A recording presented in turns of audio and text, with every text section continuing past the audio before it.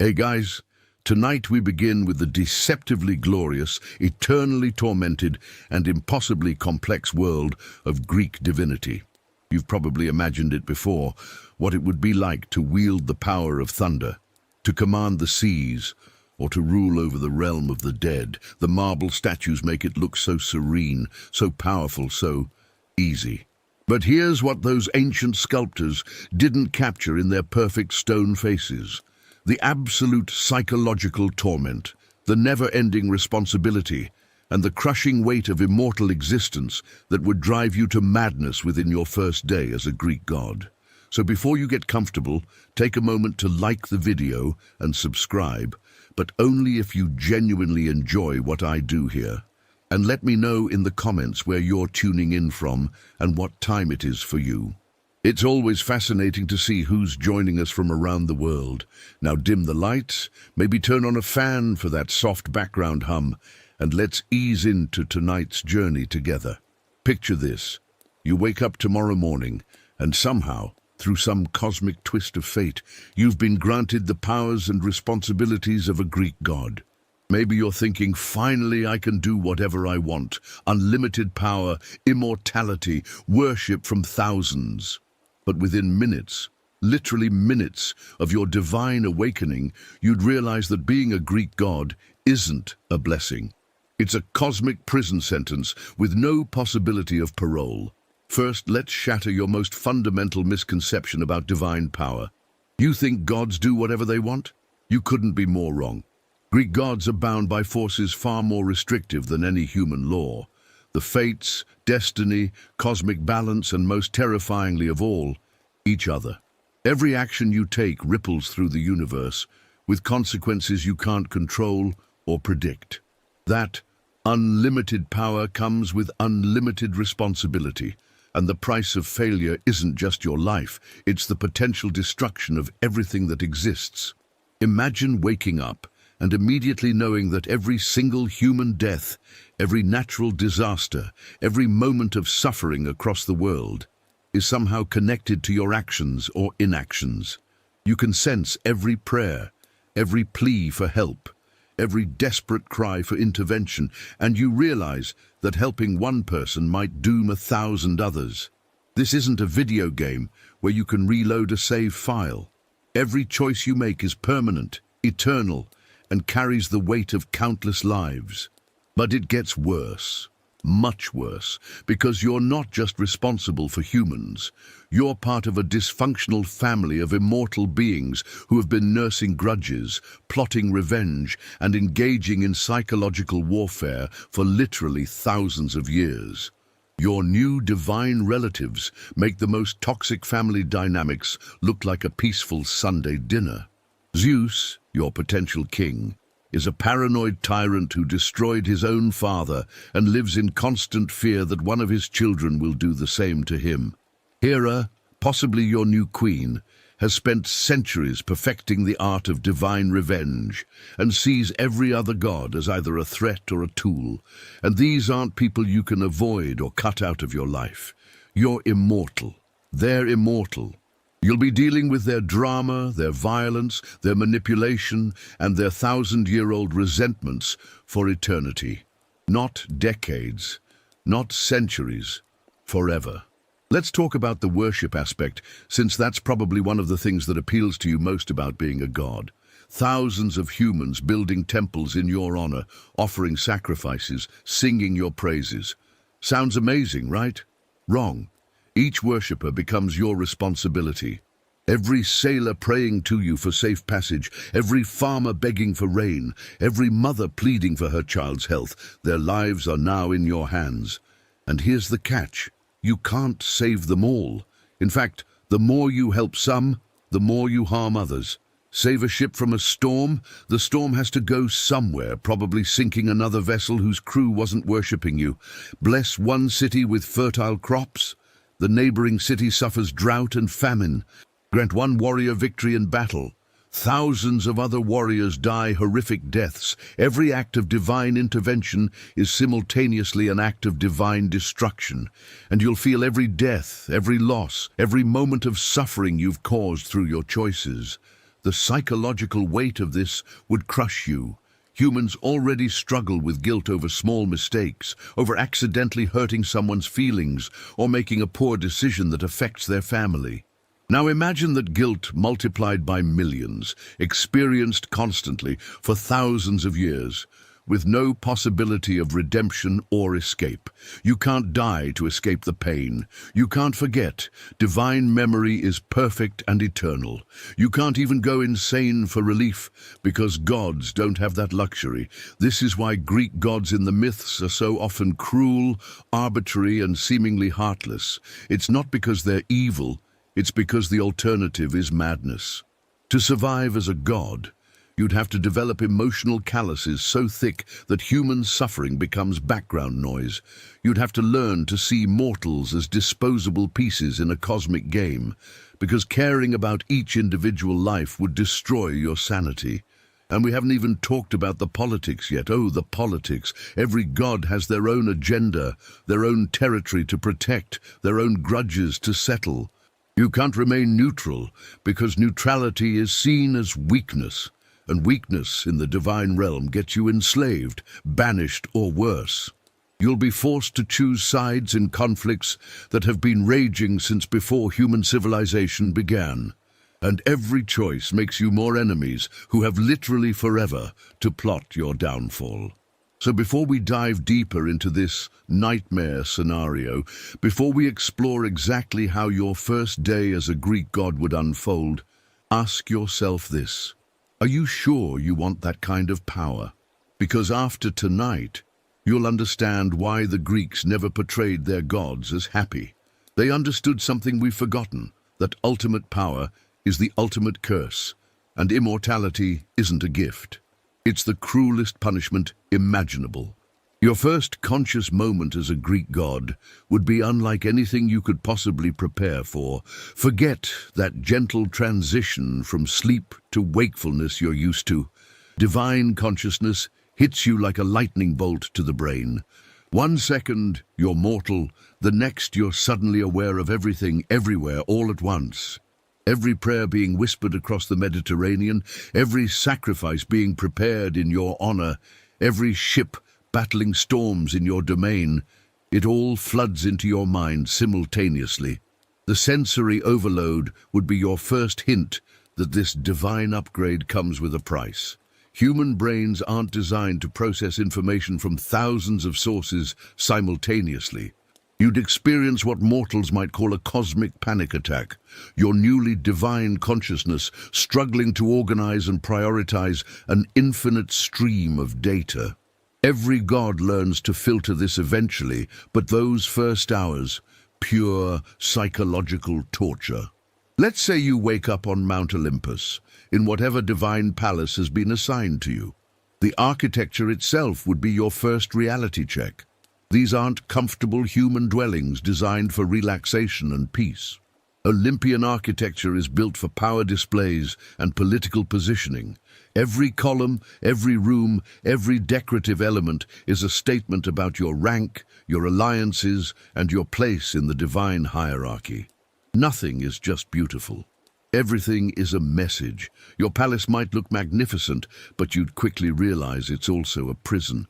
The walls themselves are listening, reporting back to Zeus about your activities, your visitors, your conversations.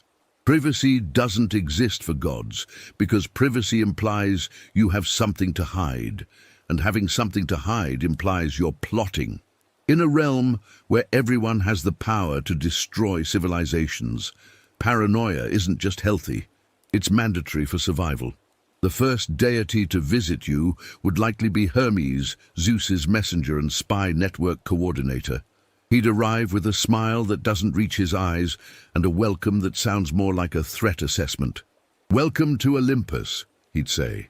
But what he's really doing is cataloging your weaknesses, measuring your power level, and determining how much of a threat you pose to the existing order. Hermes would deliver your first divine assignment before you've even had time to understand your powers. Maybe it's something that sounds simple. Zeus wants you to handle the storms over the Aegean for the next month. Sounds manageable, right? But then you'd learn that handling storms means making life or death decisions for every ship, every coastal village, every fishing community in the region. Every storm you prevent might cause drought somewhere else. Every ship you save might be carrying soldiers destined to conquer a peaceful city. And you'd have to make these decisions instantly, with perfect accuracy, while having no real understanding of the long-term consequences.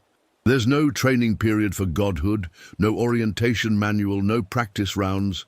You're thrown into cosmic responsibility with nothing but your human instincts and whatever divine powers you've suddenly acquired. Speaking of powers, discovering what you can actually do would be its own nightmare. Divine abilities don't come with instruction manuals. You'd have to learn through trial and error, and every error has catastrophic consequences. Try to move a small cloud and accidentally create a hurricane. Attempt to help one farm with rain and flood an entire valley. Your learning curve would be measured in human casualties. The other gods would be watching, of course, always watching. Not to help or guide you, but to see if you're competent enough to be useful or dangerous enough to be eliminated. Every mistake would be noted. Every success would be analyzed for threats to their own positions. You'd feel their divine attention like a physical weight, knowing that your every action is being judged by beings who have perfected the art of divine warfare over millennia. Your first meal on Olympus would introduce you to another harsh reality. Even eating has political implications. Where you sit at the divine table communicates your rank. What nectar and ambrosia you're served indicates your favor with Zeus. Who talks to you, who ignores you, who sits near you. It all sends messages about your position in the cosmic pecking order, and you'd be hungry. Divinely, constantly, impossibly hungry. Not for food, but for worship, for acknowledgement, for the spiritual energy that comes from mortal devotion. This hunger is built into divine nature. Gods literally need worship to maintain their power and sanity. But earning worship means taking it from other gods.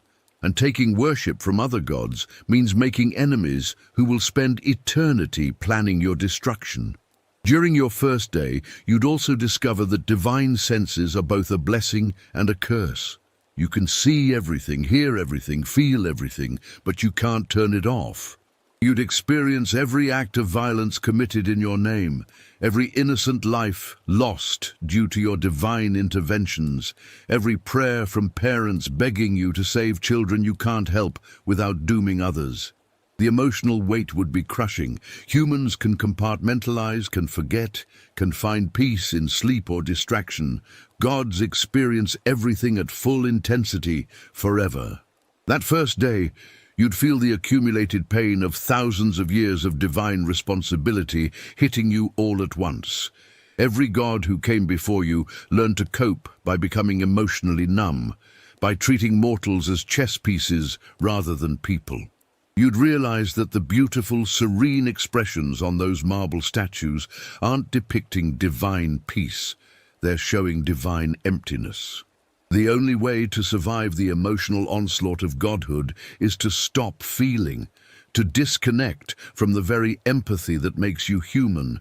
But losing your humanity would mean losing yourself, becoming just another cruel, arbitrary force in the cosmic machine. By the end of your first day, you'd understand why Zeus destroyed his father, why Hera tortures innocents, why every god in the Greek pantheon seems to be engaged in an eternal cycle of violence and revenge. It's not because they're evil, it's because the alternative is madness. They've learned to survive by embracing the very cruelty that horrifies you now. And this is just day one. You have eternity ahead of you. The sun would set on Mount Olympus, but sleep wouldn't bring you peace. Divine dreams are filled with prophecies, visions of possible futures, and messages from the fates about the cosmic consequences of your choices. Even unconsciousness offers no escape from the responsibility that will define every moment of your immortal existence. Welcome to godhood. Population: too many, and they all hate each other. Now that you've survived your first traumatic awakening as a Greek god, it's time to learn where you actually stand in the divine hierarchy. And here's your first harsh reality check. You're probably near the bottom, way near the bottom. Greek divine society isn't a democracy or even a meritocracy. It's a cosmic dictatorship built on fear, power, and family connections that stretch back to the creation of the universe itself. Let's start with Zeus, your new ultimate boss. He didn't earn his position through wisdom, justice, or divine virtue. He got it by literally eating his father's children. Well, technically, his father Kronos ate the children, but Zeus freed them by cutting open Kronos' stomach. Point is, divine leadership is established and maintained through violence, and Zeus has never forgotten this lesson. Every interaction with him is colored by his paranoid certainty that one of his subordinates is planning to do to him what he did to his father. Your position in this hierarchy is determined by several factors, none of which are under your control. First, your divine parentage. If you're one of Zeus's children, congratulations. You get to live in constant fear that your father will murder you the moment he suspects you're getting too powerful. If you're not one of Zeus's children, congratulations. You get to live in constant fear that Hera will murder you just to spite Zeus. There's really no winning scenario here. Second, your divine domain. Some domains carry automatic respect and political power. Control over the sky, the seas, the underworld. These are positions that other gods must acknowledge and fear. But maybe you got stuck with something like pastoral poetry, or wine, or handicrafts. Suddenly, you're in the divine equivalent of middle management, with all the responsibility and none of the respect. Let's say you've been assigned to oversee something seemingly important, but actually politically dangerous, like justice. Congratulations, you're now responsible for maintaining cosmic balance, but you have no actual authority to enforce your decisions. You can declare that a mortal king is unjust, but if that king happens to be under Zeus's protection, your divine judgment becomes meaningless. You'll be forced to watch injustice prevail while being held responsible for maintaining justice. It's a cosmic catch-22 designed to drive you insane. The social dynamics would be immediately apparent at your first divine gathering. Watch how the other gods interact. Every gesture, every word, every glance is calculated for maximum political advantage. Apollo might compliment your new divine aura, but he's really assessing whether you're worth cultivating as an ally or eliminating as a threat. Artemis might invite you to join her hunt, but she's testing your loyalty and competence under pressure. You'd quickly learn that there are invisible rules governing every aspect of divine interaction, and breaking them has severe consequences. Speaking to Zeus without being addressed first? That's grounds for being chained to a rock for a few centuries. Sitting in the wrong chair during a divine assembly, you've just declared yourself a rival to whoever normally sits there. Wearing the wrong color, you've accidentally aligned yourself with a faction in a war you didn't even know was happening. The worst part is that these rules are never explained to you. You're expected to know them instinctively, and ignorance isn't accepted as an excuse. Every social misstep marks you as either incompetent or rebellious, both of which are dangerous labels in divine society. The older gods watch new arrivals carefully, waiting for mistakes they can exploit for political advantage. Your divine colleagues aren't your friends, or even your allies. They're your competitors in a zero-sum game for worship, influence, and survival. When mortals pray to multiple gods, they're dividing their spiritual energy among you. Every prayer directed to Apollo is a prayer not directed to you. Every sacrifice offered to Athena weakens your own divine sustenance. You're not just competing for political position, you're competing for the very spiritual energy that keeps you functional as a god. This competition breeds paranoia and resentment that festers over centuries. That god who smiled at you during today's assembly might be the same one who cursed your favorite city 300 years ago and has been waiting for the perfect moment to reveal it was them all along. Divine memory is perfect, so every slight, every insult, every moment of disrespect is preserved forever. building into grudges that literally last millennia. The hierarchy shifts constantly based on political marriages, temporary alliances, and successful schemes. Yesterday's ally becomes today's enemy when their interests change. That goddess who helped you resolve a mortal conflict last week might demand payment in the form of your support for her war against your other allies. Neutrality isn't an option, because refusing to choose sides is itself a political choice that makes you enemies of everyone. You'd also discover that your divine rank affects your physical capabilities. Higher-ranking gods can literally overpower lower-ranking ones. If Zeus decides your thunder is too loud, he can simply turn off your access to lightning. If Poseidon thinks your rivers are encroaching on his oceanic territory, he can redirect them without your consent. Your divine powers aren't truly yours. They're on loan from the cosmic hierarchy, and they can be revoked at any time. The punishment system for challenging the hierarchy is deliberately designed to be cruel and permanent. Prometheus stole fire for humanity and was chained to a rock to have his liver eaten by an eagle every day for eternity. Atlas challenged Zeus and was forced to hold up the sky forever. These aren't just punishments. They're examples, reminders to every other god about what happens when you step out of line. Your human sense of fairness and justice would be constantly violated by this system. You'd watch competent, benevolent gods being humiliated or destroyed, while cruel, incompetent ones thrive simply because they have the right connections or know how to play the political game. Merit means nothing. Morality means nothing. All that matters is power and the willingness to use it ruthlessly. Even your living space reflects your position in the hierarchy. The size of your palace, the quality of your furnishings, the number of servants, the view from your windows, everything is calibrated to constantly remind you of your rank. You can't escape the hierarchy even in private, because privacy itself is a privilege that must be earned and maintained through political maneuvering. And here's the most depressing part. Even if you somehow managed to climb the hierarchy, even if you gained power and respect and influence, you'd realize that the gods at the top are the most miserable of all. They have the most responsibility, the most enemies, the most to lose. Zeus, the king of the gods, is the most paranoid, isolated, and burdened of them all. The hierarchy isn't a ladder to climb. It's a trap designed to keep every god in a state of perpetual dissatisfaction and fear. And you just became part of it forever. You thought understanding the political hierarchy was overwhelming? Wait until you learn about your actual job responsibilities as a Greek god. Forget everything you think you know about divine power being used for personal enjoyment or petty revenge. Those are luxuries you might get to indulge in during your few moments of free time.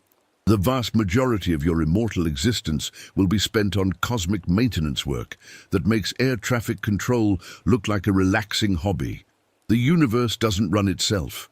Every sunrise, every tide, every seasonal change, every natural cycle that mortals take for granted requires constant divine attention and adjustment. The sun doesn't just automatically travel across the sky. Helios has to drive it there every single day, maintaining perfect timing and positioning to ensure the right amount of light and heat reaches every part of the world. Miss your timing by even a few minutes, and entire ecosystems collapse. Let's say you've been assigned to manage rainfall for the Eastern Mediterranean. Sounds simple enough, right? Just make it rain when plants need water. But within your first hour on the job, you'd realize that simple rainfall involves calculating thousands of interconnected variables simultaneously. Too much rain in one area causes floods that destroy cities and crops. Too little rain causes droughts that lead to famine and war. The rain you send to save one region's harvest might create the storms that sink trading ships, destroying the economy of coastal cities. But it gets more complex. You can't just focus on immediate needs.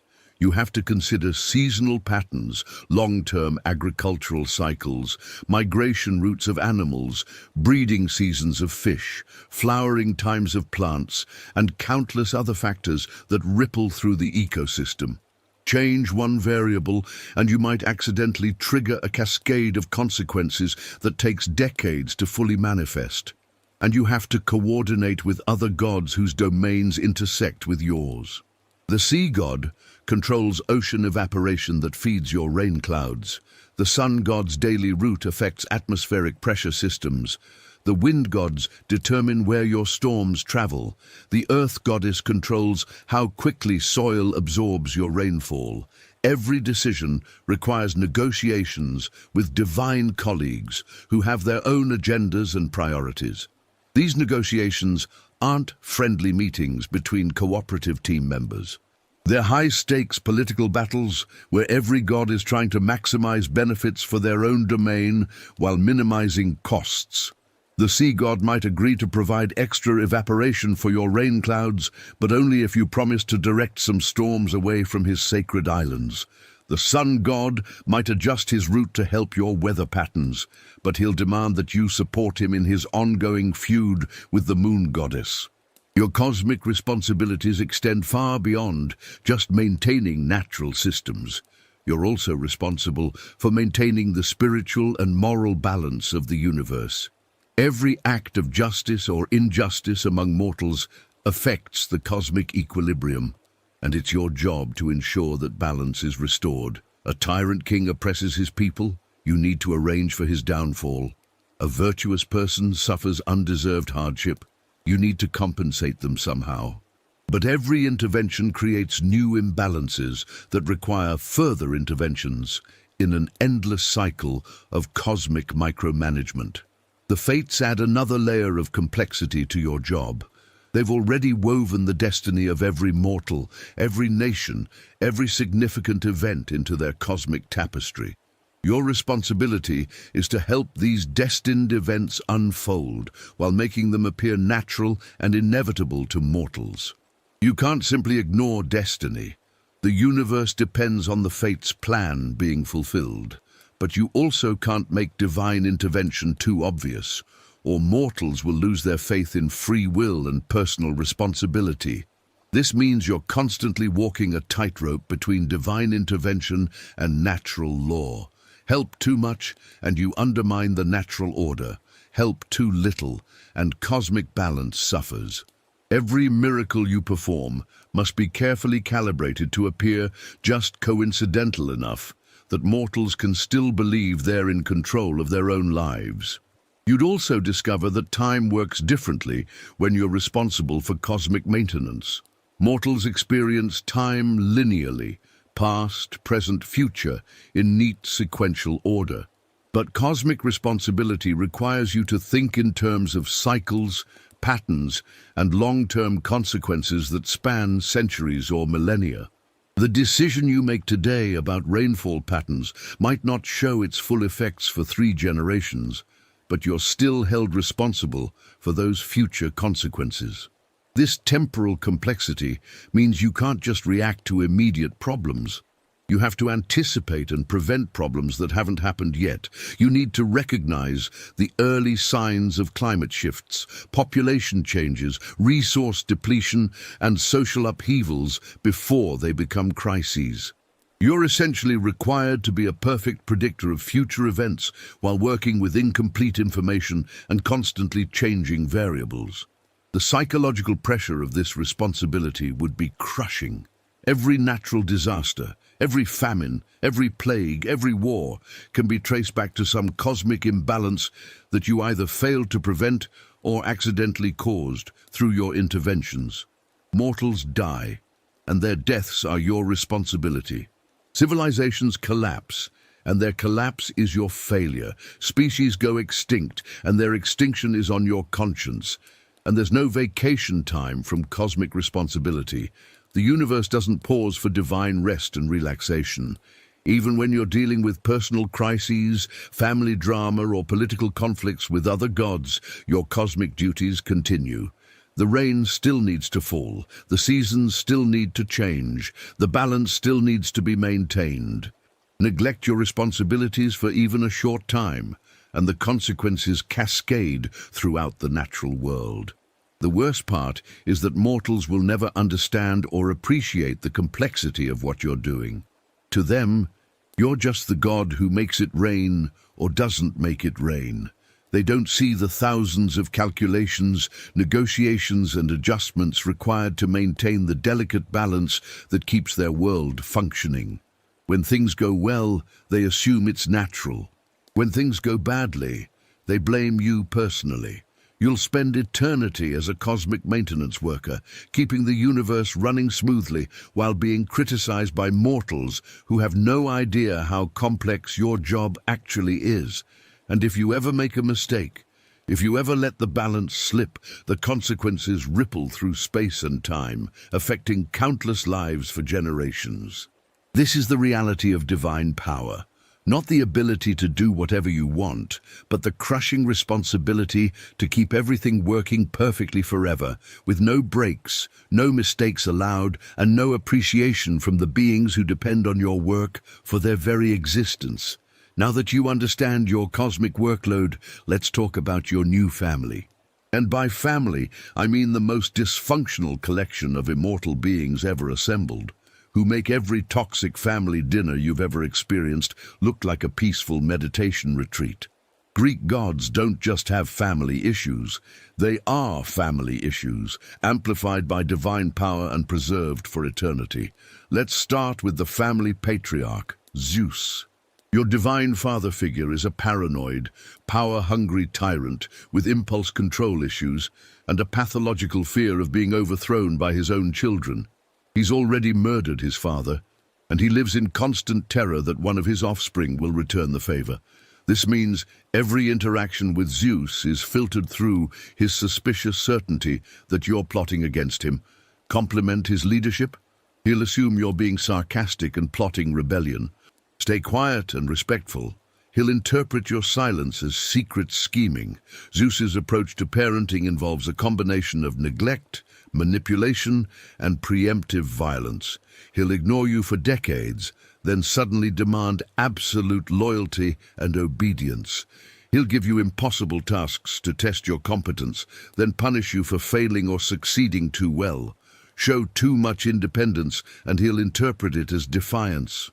Show too much obedience, and he'll suspect you're hiding your true intentions. There's literally no way to have a healthy relationship with him because his paranoia makes healthy relationships impossible.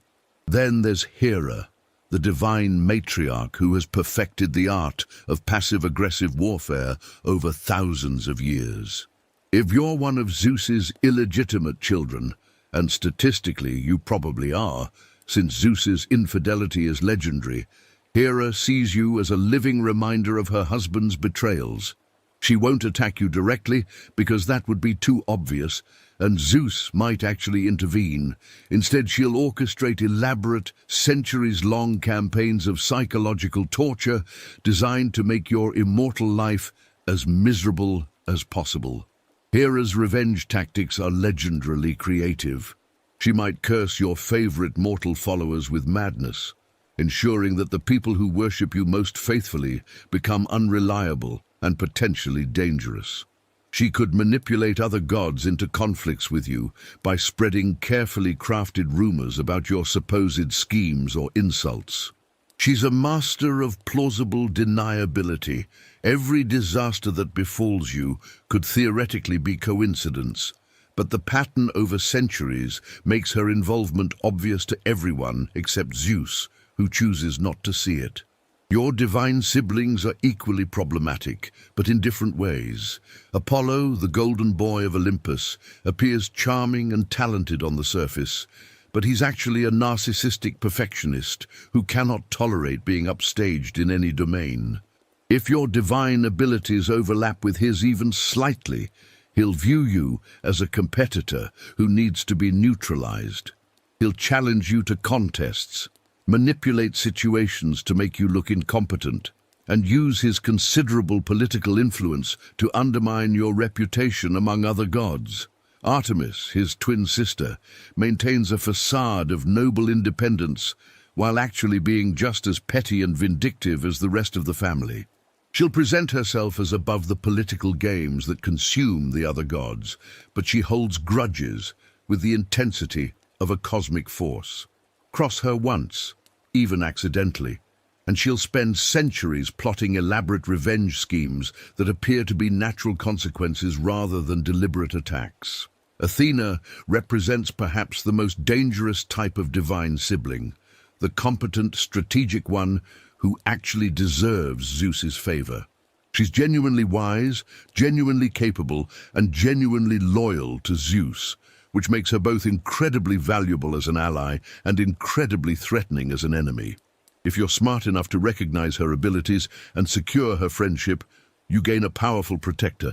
But if you're foolish enough to compete with her or question her judgment, you're essentially declaring war on the most tactically brilliant mind in the pantheon. Dionysus brings chaos wherever he goes, but it's the kind of chaos that looks like fun until you realize it's destroying everything you care about. He'll invite you to his legendary parties, and they are genuinely incredible experiences, until you wake up 3 weeks later to discover that your neglect of divine duties during the celebration has caused famines, plagues, and natural disasters across your domain.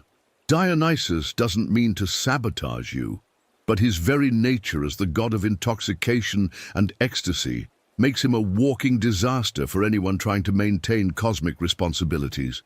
Ares embodies the family's tendency toward violence, but he's also a coward and a fool, which makes him unpredictably dangerous. He'll pick fights he can't win, then drag other family members into his conflicts when he starts losing. He's strong enough to cause serious damage, but not smart enough to consider consequences, making him the divine equivalent of a drunk person with a loaded weapon. The family dynamics are further complicated by the fact that many of your siblings are also your potential romantic partners. Divine incest isn't just accepted in Greek mythology, it's practically mandatory. This adds sexual tension and romantic jealousy to an already volatile family situation. Your brother might also be your romantic rival.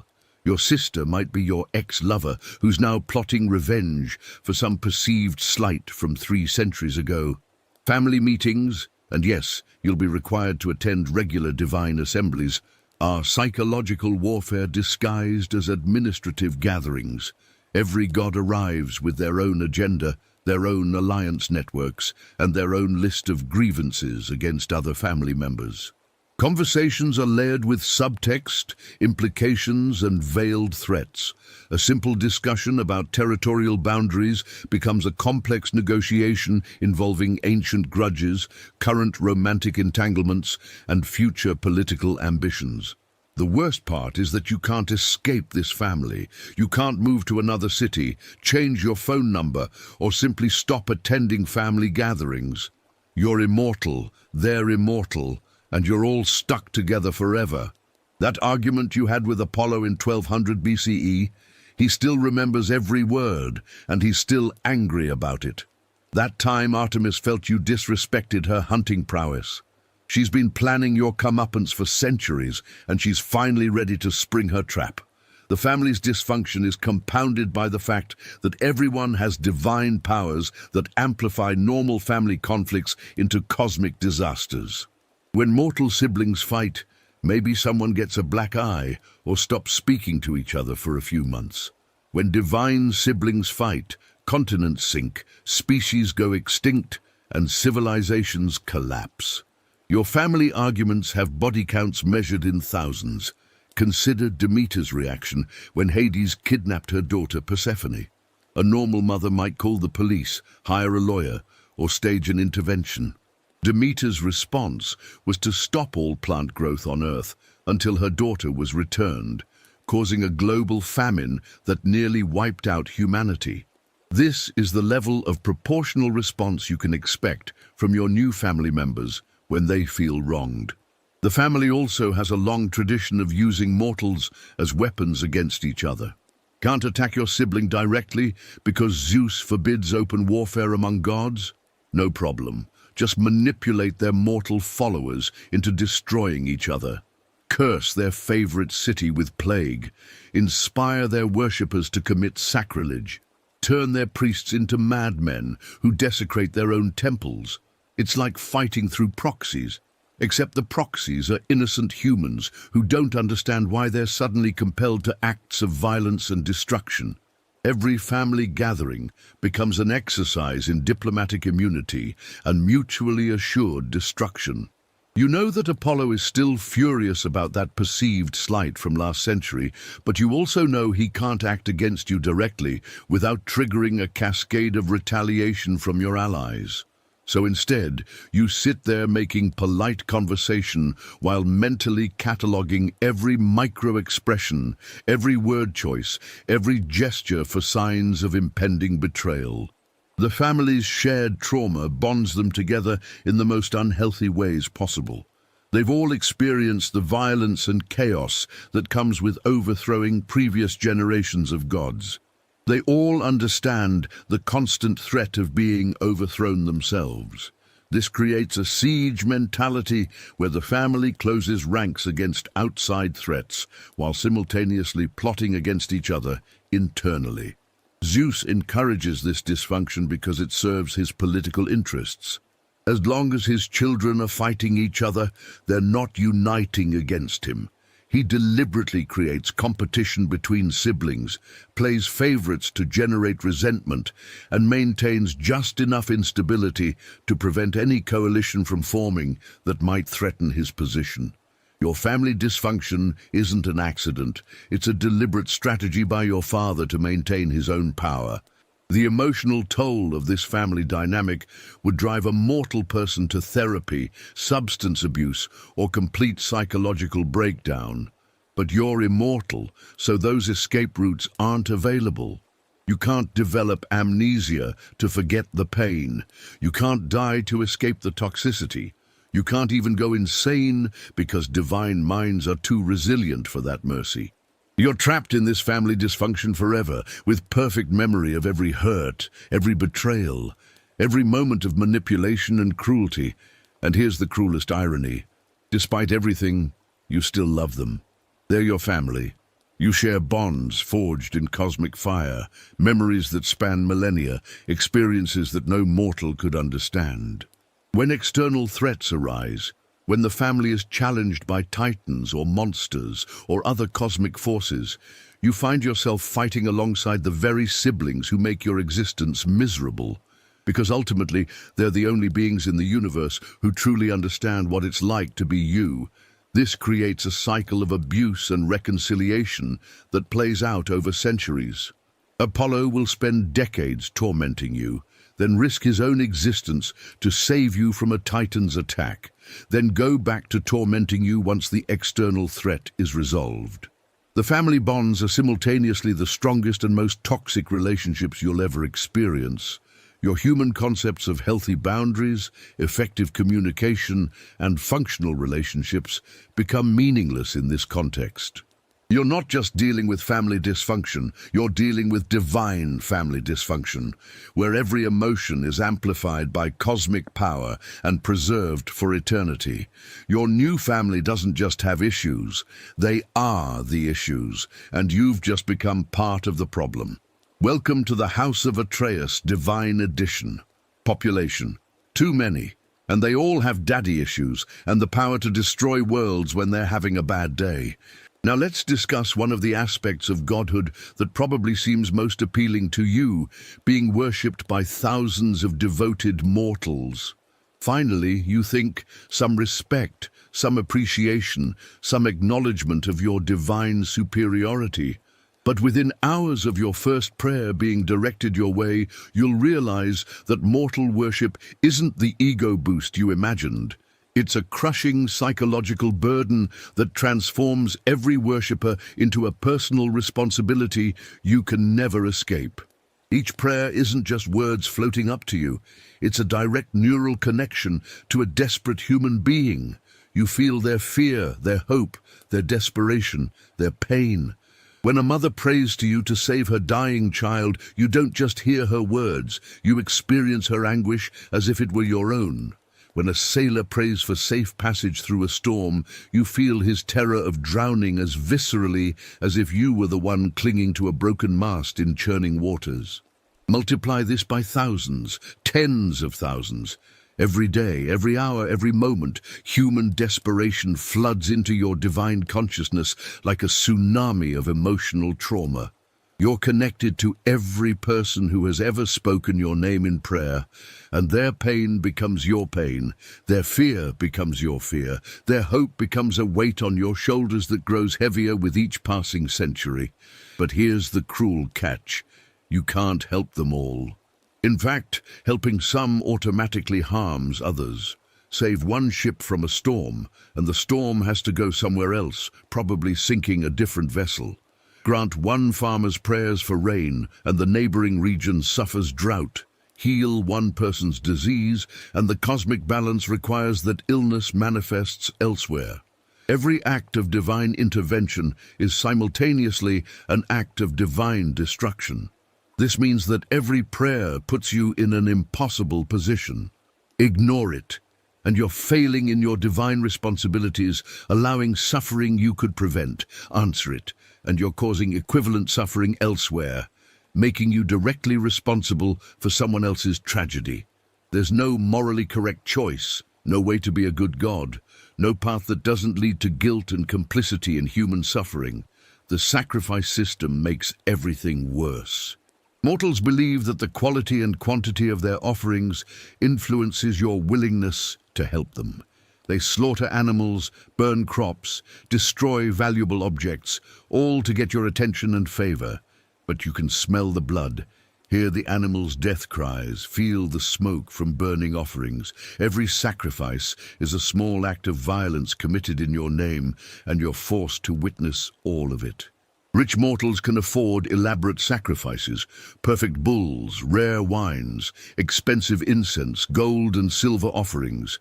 Poor mortals can only offer what little they have: a handful of grain, a small bird, wildflowers picked from the roadside. The rich expect proportionally greater divine intervention because they've invested more in their worship. The poor desperately hope that their meager offerings will be enough to earn your compassion.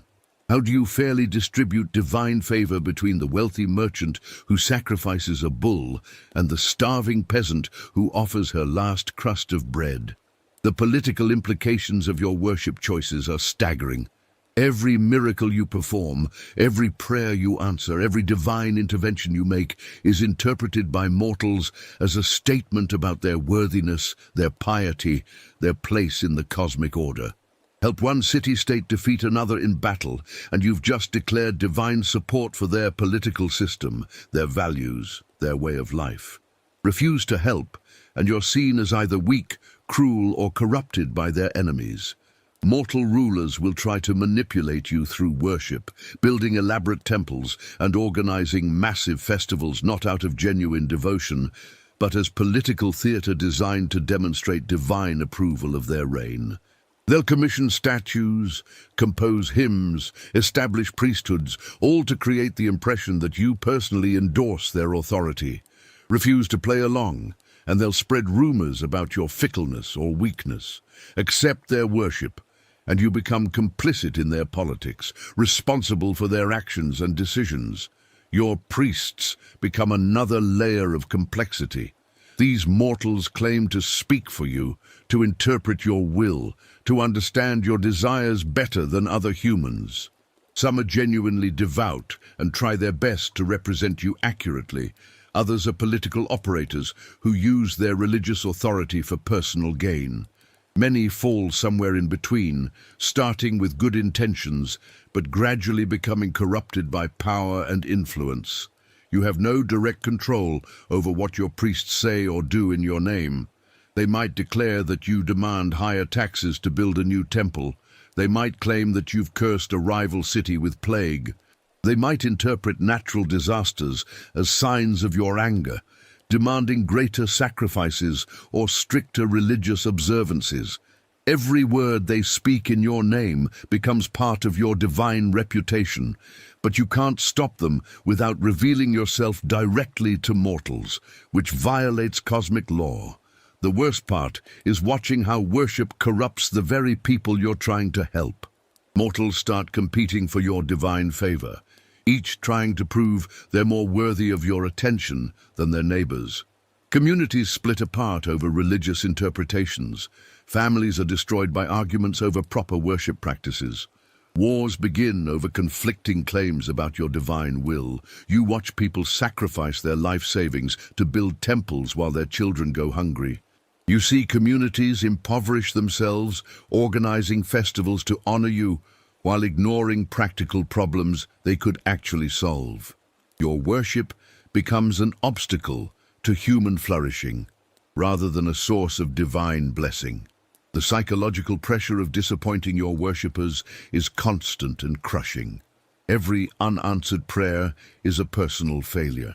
Every tragedy that befalls your followers reflects poorly on your divine power or benevolence.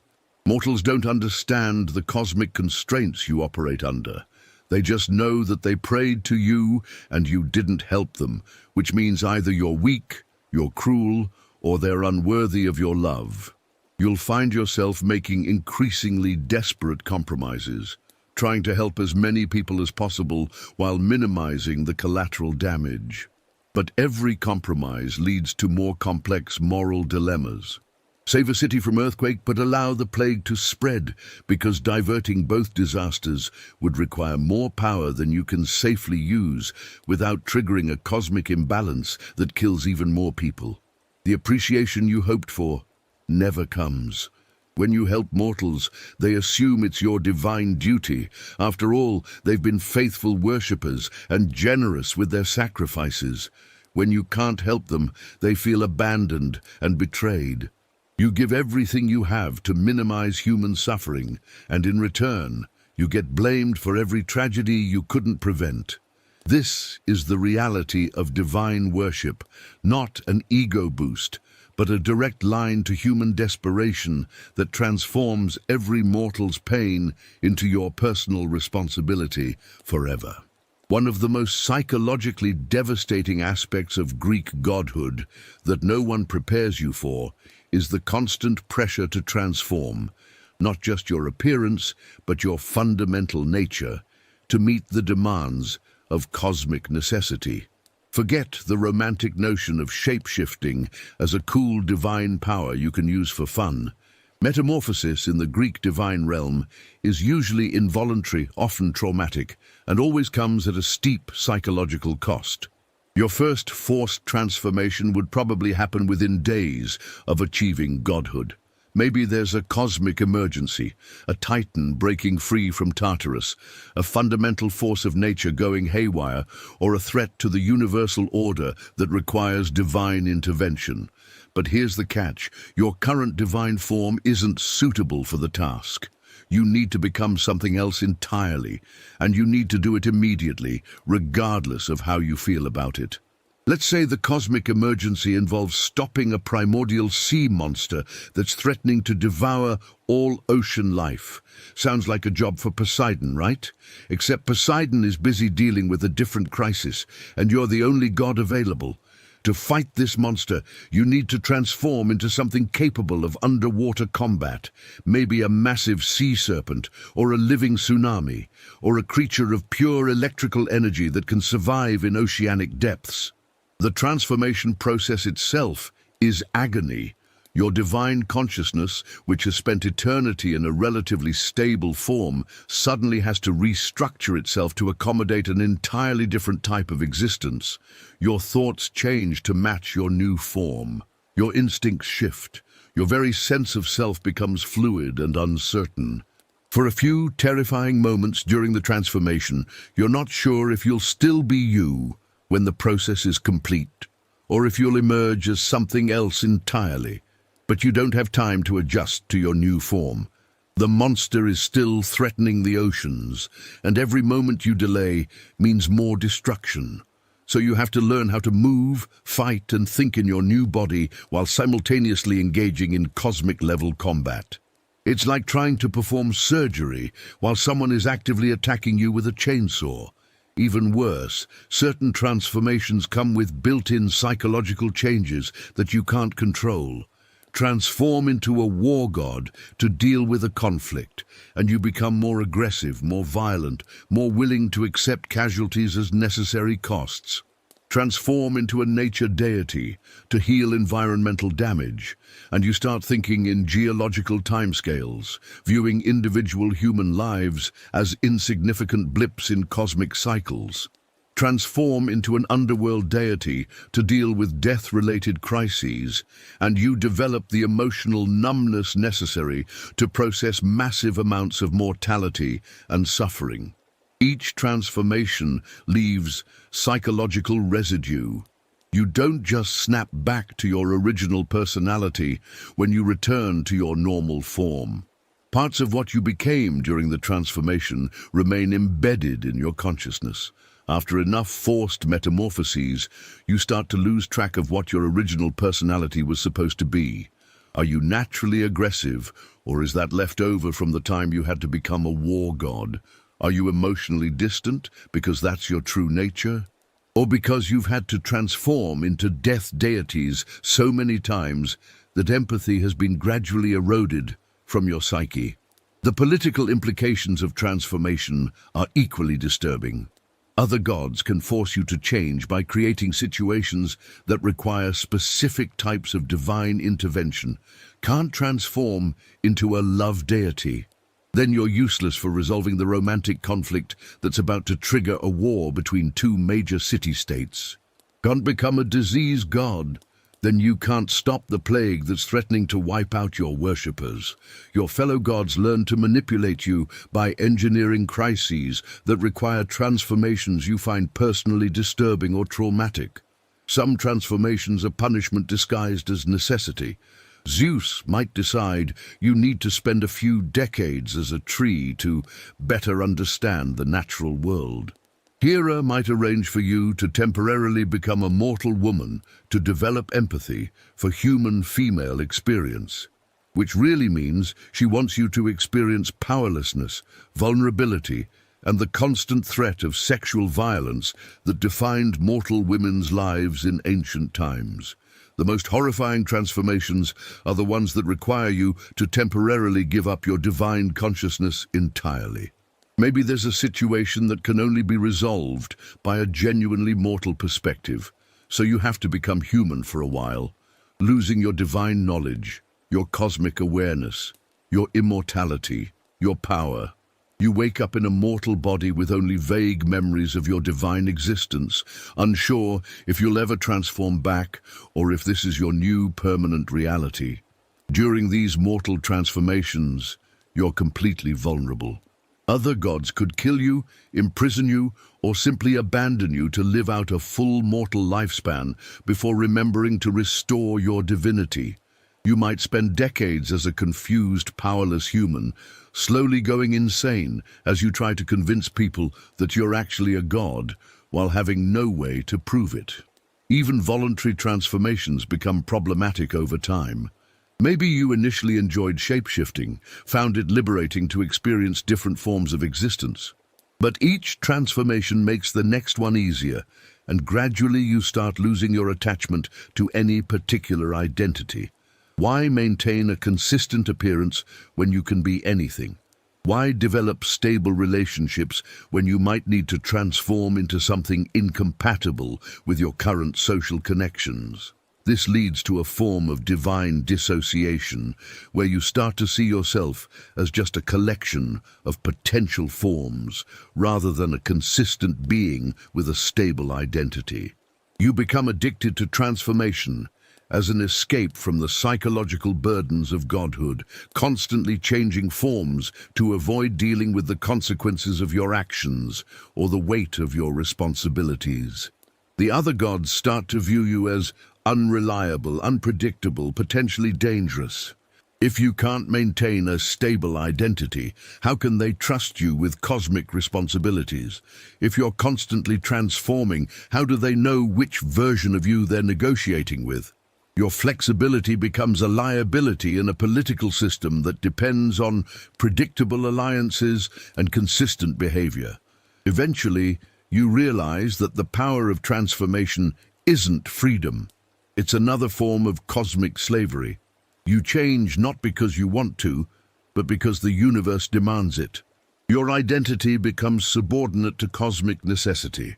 You stop being an individual and become just another tool that the universe uses to maintain balance and order.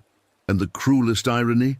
The more you transform, the more the universe requires you to transform, because you become the go-to god for situations requiring metamorphosis. You develop a reputation as the shapeshifter, the flexible one, the god who can adapt to any crisis. Which means you get called upon every time cosmic balance requires a transformation solution. Your divine gift becomes your divine curse, and there's no escape from it. Forever. If you thought mortal warfare was brutal, wait until you experience your first divine conflict. War between gods isn't just about territory or resources, it's about fundamental aspects of reality itself. When gods fight, the very fabric of existence becomes a battlefield, and the collateral damage is measured in extinct species, collapsed civilizations, and permanently altered natural laws. Your first divine war would likely begin over something that seems relatively minor by human standards. Maybe another god's domain slightly overlaps with yours. Perhaps there's a disagreement about how to handle a mortal conflict. Or maybe you accidentally insulted someone at a divine gathering 3 centuries ago, and they've been planning their revenge ever since.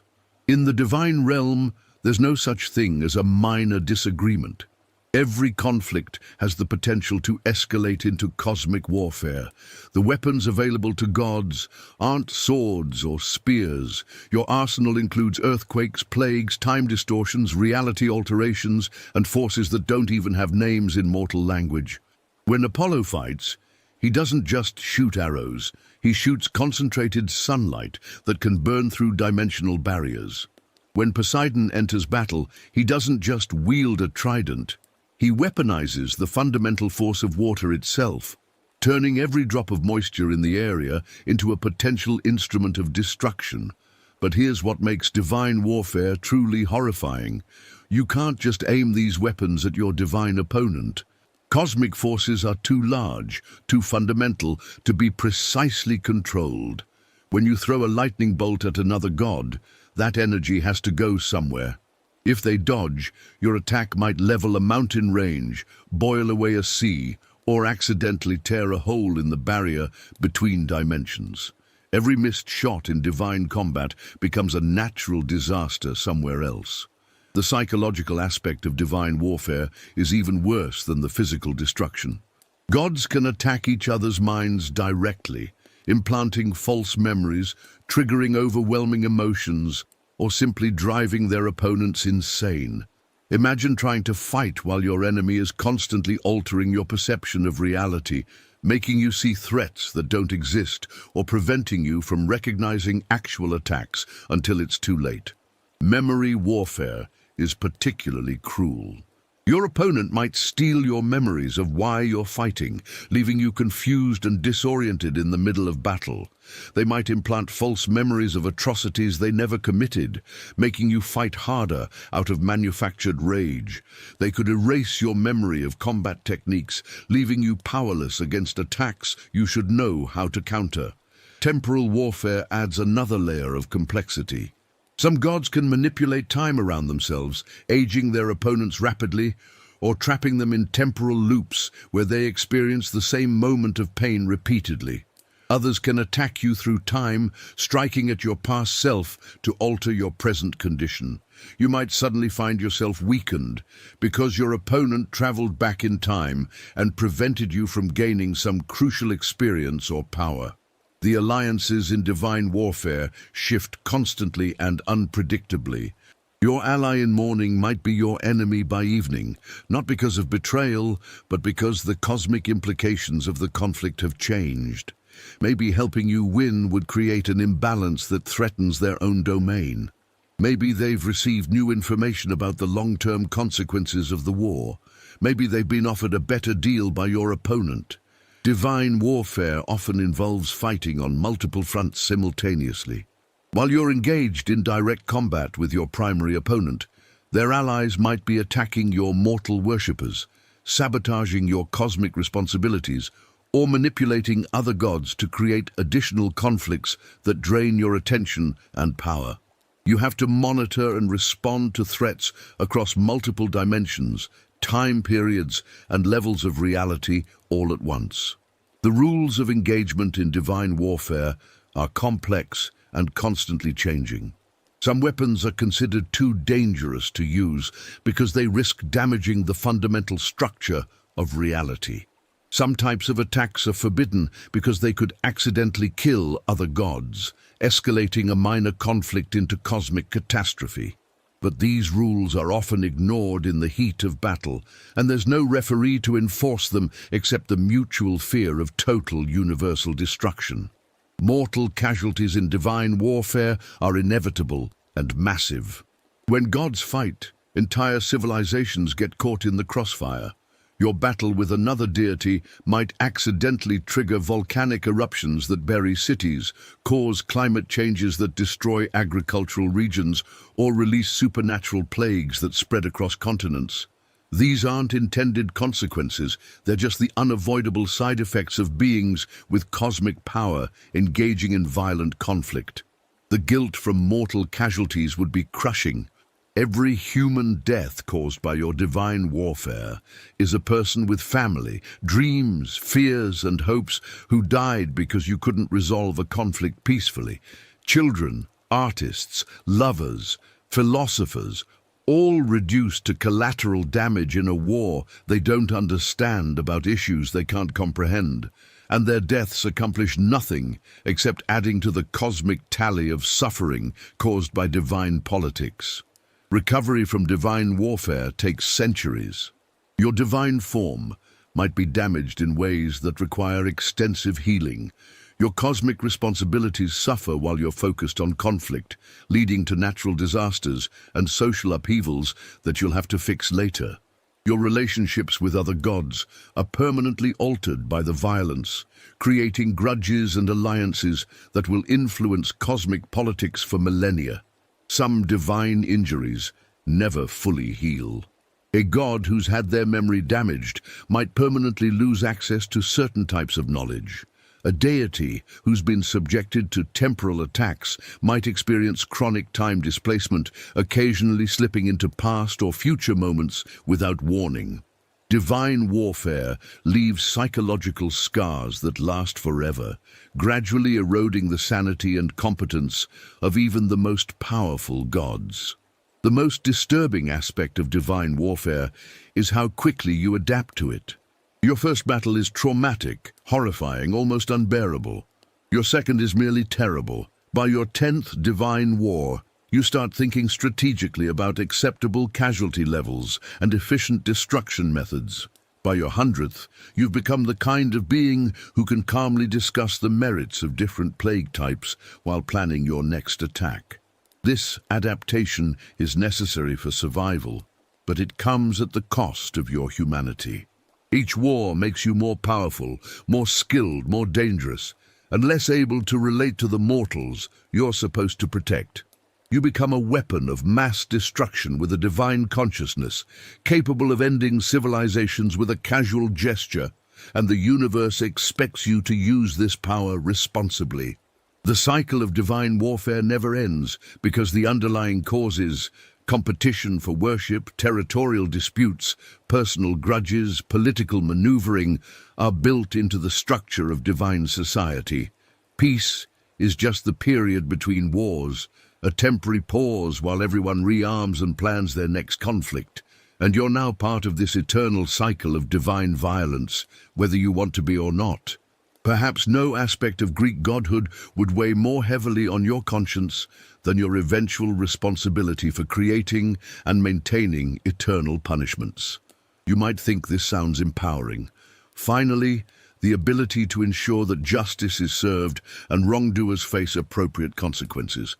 But within your first few decades as a god, you'd realize that divine punishment isn't about justice at all. It's about cosmic balance, political necessity, and the gradual erosion of your own moral compass.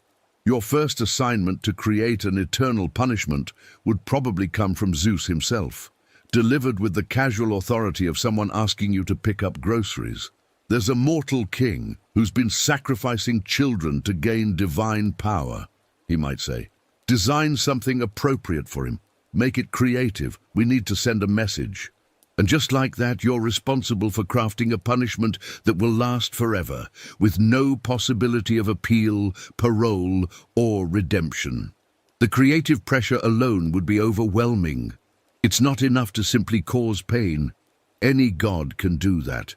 Your punishment needs to be symbolically appropriate, psychologically devastating, and innovative enough to maintain the divine reputation for cosmic justice. You can't just throw the offending mortal into a pit of fire and call it done. You need to create something that reflects the specific nature of their crime, while serving as a deterrent to other mortals who might be considering similar actions. Let's say you decide that this child-sacrificing king should experience eternal parenthood anxiety. You might transform him into a being who constantly gives birth to children, only to watch them immediately die in the same manner he killed his victims. He experiences both the parental love he denied to other families and the horror of losing children repeatedly. It's poetic, it's torturous, and it sends a clear message about the cosmic consequences of harming innocence. But as you're designing this punishment, you start to realize the true horror of what you're doing. You're not just punishing this king, you're creating a new form of suffering that will exist forever.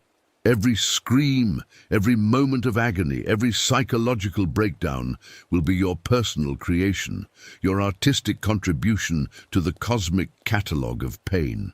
You become not just a judge, but an artist of torment, a creative designer of eternal anguish. The psychological impact of this responsibility would be devastating. Every punishment you create becomes part of your divine portfolio, a permanent reflection of your character and capabilities. Other gods judge your work, offering critiques and suggestions for improvement. The regenerating liver was a nice touch, Apollo might say about your latest creation. But have you considered adding a temporal element?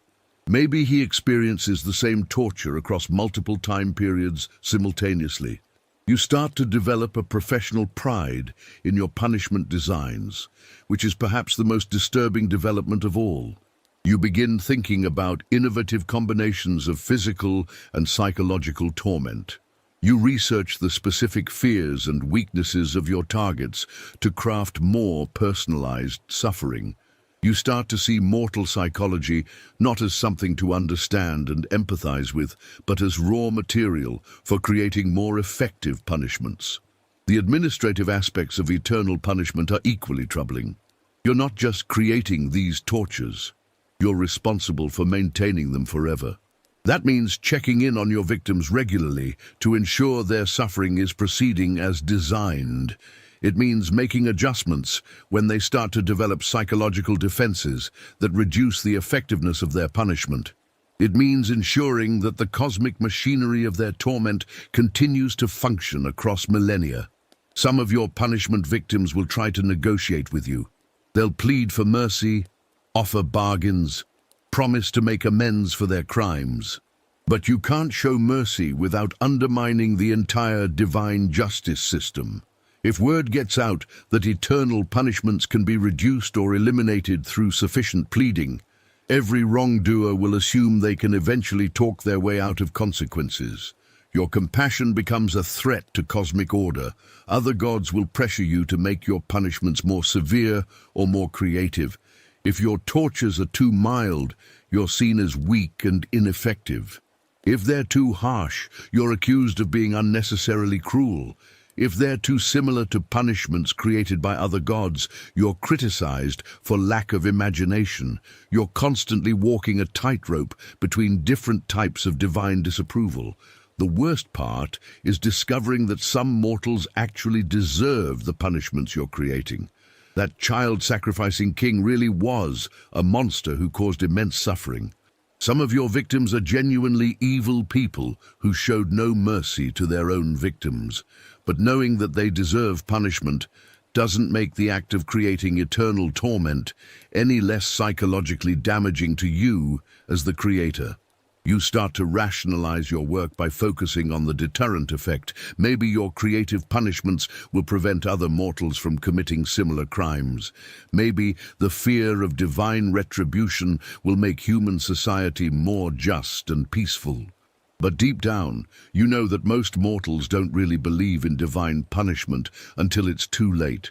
And those who do believe often find ways to justify their actions as necessary or divinely sanctioned. The bureaucracy of eternal punishment is mind-numbing. You have to file reports on the status of your victims, coordinate with other gods whose punishments might conflict with yours, and ensure that your tortures don't accidentally interfere with cosmic balance. There are forms to fill out, procedures to follow, interdepartmental meetings about punishment optimization. The divine justice system turns cosmic retribution into a mundane administrative task. Some of your punishment victims will eventually go insane, which creates new problems for you to solve. An insane victim can't fully appreciate their suffering, which reduces the effectiveness of the punishment. But driving them sane again means they'll have to relive all the torment they experienced while mad, which might actually make their punishment more severe than originally intended. You have to constantly calibrate the mental state of your victims to maintain the precise level of suffering you originally designed. Over time, you develop a professional detachment from suffering that allows you to function in this role. But this detachment comes at the cost of your empathy and compassion. You start to see pain as a tool rather than something to be avoided. You begin to think of torture as an art form rather than a moral atrocity. You become the kind of being who can calmly discuss the pros and cons of different methods of eternal suffering over dinner. The most horrifying realization is that you're good at this work. You have a talent for understanding what will cause the most psychological damage to your victims. You're creative at devising new forms of torment. You're efficient at maintaining multiple eternal punishments simultaneously. Your competence at creating suffering becomes another source of divine pride, another way to gain respect and recognition from your fellow gods. And once you've proven your skill at divine punishment, you'll be assigned more cases, more creative challenges, more opportunities to demonstrate your mastery of eternal torment. It becomes your specialty, your divine domain, your immortal legacy. One of the most psychologically devastating aspects of Greek godhood is the burden of prophetic knowledge. You might imagine that knowing the future would be empowering, giving you the ability to prevent disasters and guide events toward better outcomes. But divine foresight is actually a cosmic torture device that forces you to watch terrible events unfold while being powerless to change them, knowing that every intervention you attempt will only make things worse. Your first prophetic vision would hit you like a freight train of inevitability. Maybe you're going about your normal divine duties when suddenly your consciousness expands to encompass potential timelines, probable futures, and the inexorable march of destiny. You see wars that will kill millions, plagues that will devastate continents, natural disasters that will reshape geography, and personal tragedies that will break the hearts of people you've grown to care about. But here's the cruel twist. Your divine foresight doesn't show you clear, definitive futures. Instead, you see probability clouds, potential outcomes that shift and change based on countless variables you can't control. You might see a 70% chance that a particular city will be destroyed by earthquake in the next decade, but you can't know which specific actions or decisions will tip the probability toward destruction or salvation. This uncertainty makes every choice agonizing. Should you warn the city about the potential earthquake? Doing so might cause panic that leads to social collapse, actually increasing the probability of disaster. Should you subtly encourage the population to relocate? Your intervention might alter the cosmic balance in ways that trigger the very earthquake you're trying to prevent. Should you do nothing and let fate unfold naturally? Then you're complicit in every death that results from your inaction. The fates add another layer of complexity to prophetic knowledge. They've woven the destinies of every mortal into their cosmic tapestry, and certain events are simply inevitable regardless of divine intervention. You might see that a hero is destined to die in a particular battle, but any attempt to save them will only delay and possibly worsen their eventual doom. The fate's design must be fulfilled, and fighting against destiny only creates more suffering for everyone involved. Personal prophecies are even worse than cosmic ones. You'll receive visions about your own future, your own inevitable mistakes, your own coming tragedies. Maybe you see yourself accidentally causing the death of a mortal you love. Maybe you witness your own eventual defeat in some future divine conflict. Maybe you watch yourself slowly becoming the kind of cruel, arbitrary God you currently despise. And there's nothing you can do to change these futures, because knowing about them is what causes them to happen. The oracle system makes prophetic responsibility even more burdensome. Mortals constantly seek divine predictions about their futures, but giving accurate prophecies often does more harm than good. Tell a king he'll be overthrown by his son, and he might become so paranoid that he destroys his family and kingdom trying to prevent it. Tell a mother her child will die young, and she might become so overprotective that she prevents the child from living any meaningful life at all. But giving false or misleading prophecies is equally problematic. Mortals make major life decisions based on divine predictions. If you lie to spare their feelings, their poor decisions might cause even more suffering than the truth would have. If you speak in riddles to avoid clear predictions, mortals will interpret your words in whatever way confirms their existing biases, making the prophecy useless as guidance. The temporal mechanics of prophecy create additional psychological torture. You don't just see future events, you experience them with the same emotional intensity as if they were happening in the present. When you have a vision of a child dying in a future war, you feel the grief of their parents, the terror of their final moments, the senseless waste of potential. But these emotions are based on events that haven't happened yet and might never happen, which creates a constant state of anticipatory trauma. Your prophetic knowledge also reveals the ultimate futility of most human endeavors.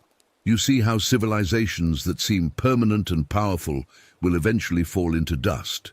You watch artistic masterpieces being created by mortals who have no idea their work will be forgotten within centuries.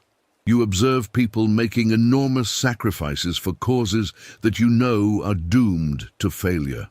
This knowledge makes it increasingly difficult to care about mortal achievements or to maintain investment in human progress. The isolation created by prophetic knowledge is crushing. You can't share your visions with other gods because they'll use the information for their own political advantage. You can't warn mortals about coming disasters because the warnings themselves often trigger the very events you're trying to prevent. You're forced to carry the weight of future suffering alone, watching terrible events approach like slow-motion catastrophes while being unable to discuss your knowledge with anyone. Some prophecies are self-fulfilling, which creates a paradox of responsibility. Your vision of a future event might be the very thing that causes it to happen. Maybe you see a particular god betraying their allies, so you start treating them with suspicion, which causes them to feel isolated and eventually leads to the betrayal you originally witnessed. Your prophetic knowledge becomes the instrument of its own fulfillment, making you complicit in creating the very futures you're desperately trying to prevent. The psychological weight of carrying humanity's future suffering in your mind would gradually drive you toward emotional numbness. After centuries of watching civilizations rise and fall, after witnessing countless personal tragedies that you couldn't prevent, after experiencing the grief of future losses over and over again, you develop a protective detachment from mortal affairs. This detachment is necessary for your sanity, but it also makes you less effective as a protective deity. The most devastating prophecies are the ones about cosmic events that affect other gods. You might see visions of divine wars that will tear apart the pantheon, family conflicts that will last for millennia, or cosmic imbalances that will threaten the existence of reality itself. But sharing these visions with your fellow gods is impossible, because they'll assume you're trying to manipulate them for political advantage. Even accurate prophecies become weapons in divine politics. Temporal paradoxes created by prophetic knowledge would constantly torment your logical mind. You see event A causing event B, but your knowledge of event B changes your actions in ways that prevent event A, which should make event B impossible, but somehow event B still happens through a completely different causal chain. The universe seems to actively resist your attempts to use prophetic knowledge beneficially, as if reality itself is determined to ensure that suffering occurs regardless of divine intervention. The burden of prophetic accuracy is equally crushing. Other gods and mortals will judge your effectiveness based on how well your predictions come true, but accurate prophecies often cause more harm than false ones. If you predict a plague, and it happens, you're seen as wise, but also potentially responsible for not preventing it. If you predict a plague and it doesn't happen, you're seen as incompetent or deceptive. There's no way to win when your credibility depends on your ability to accurately predict tragedy.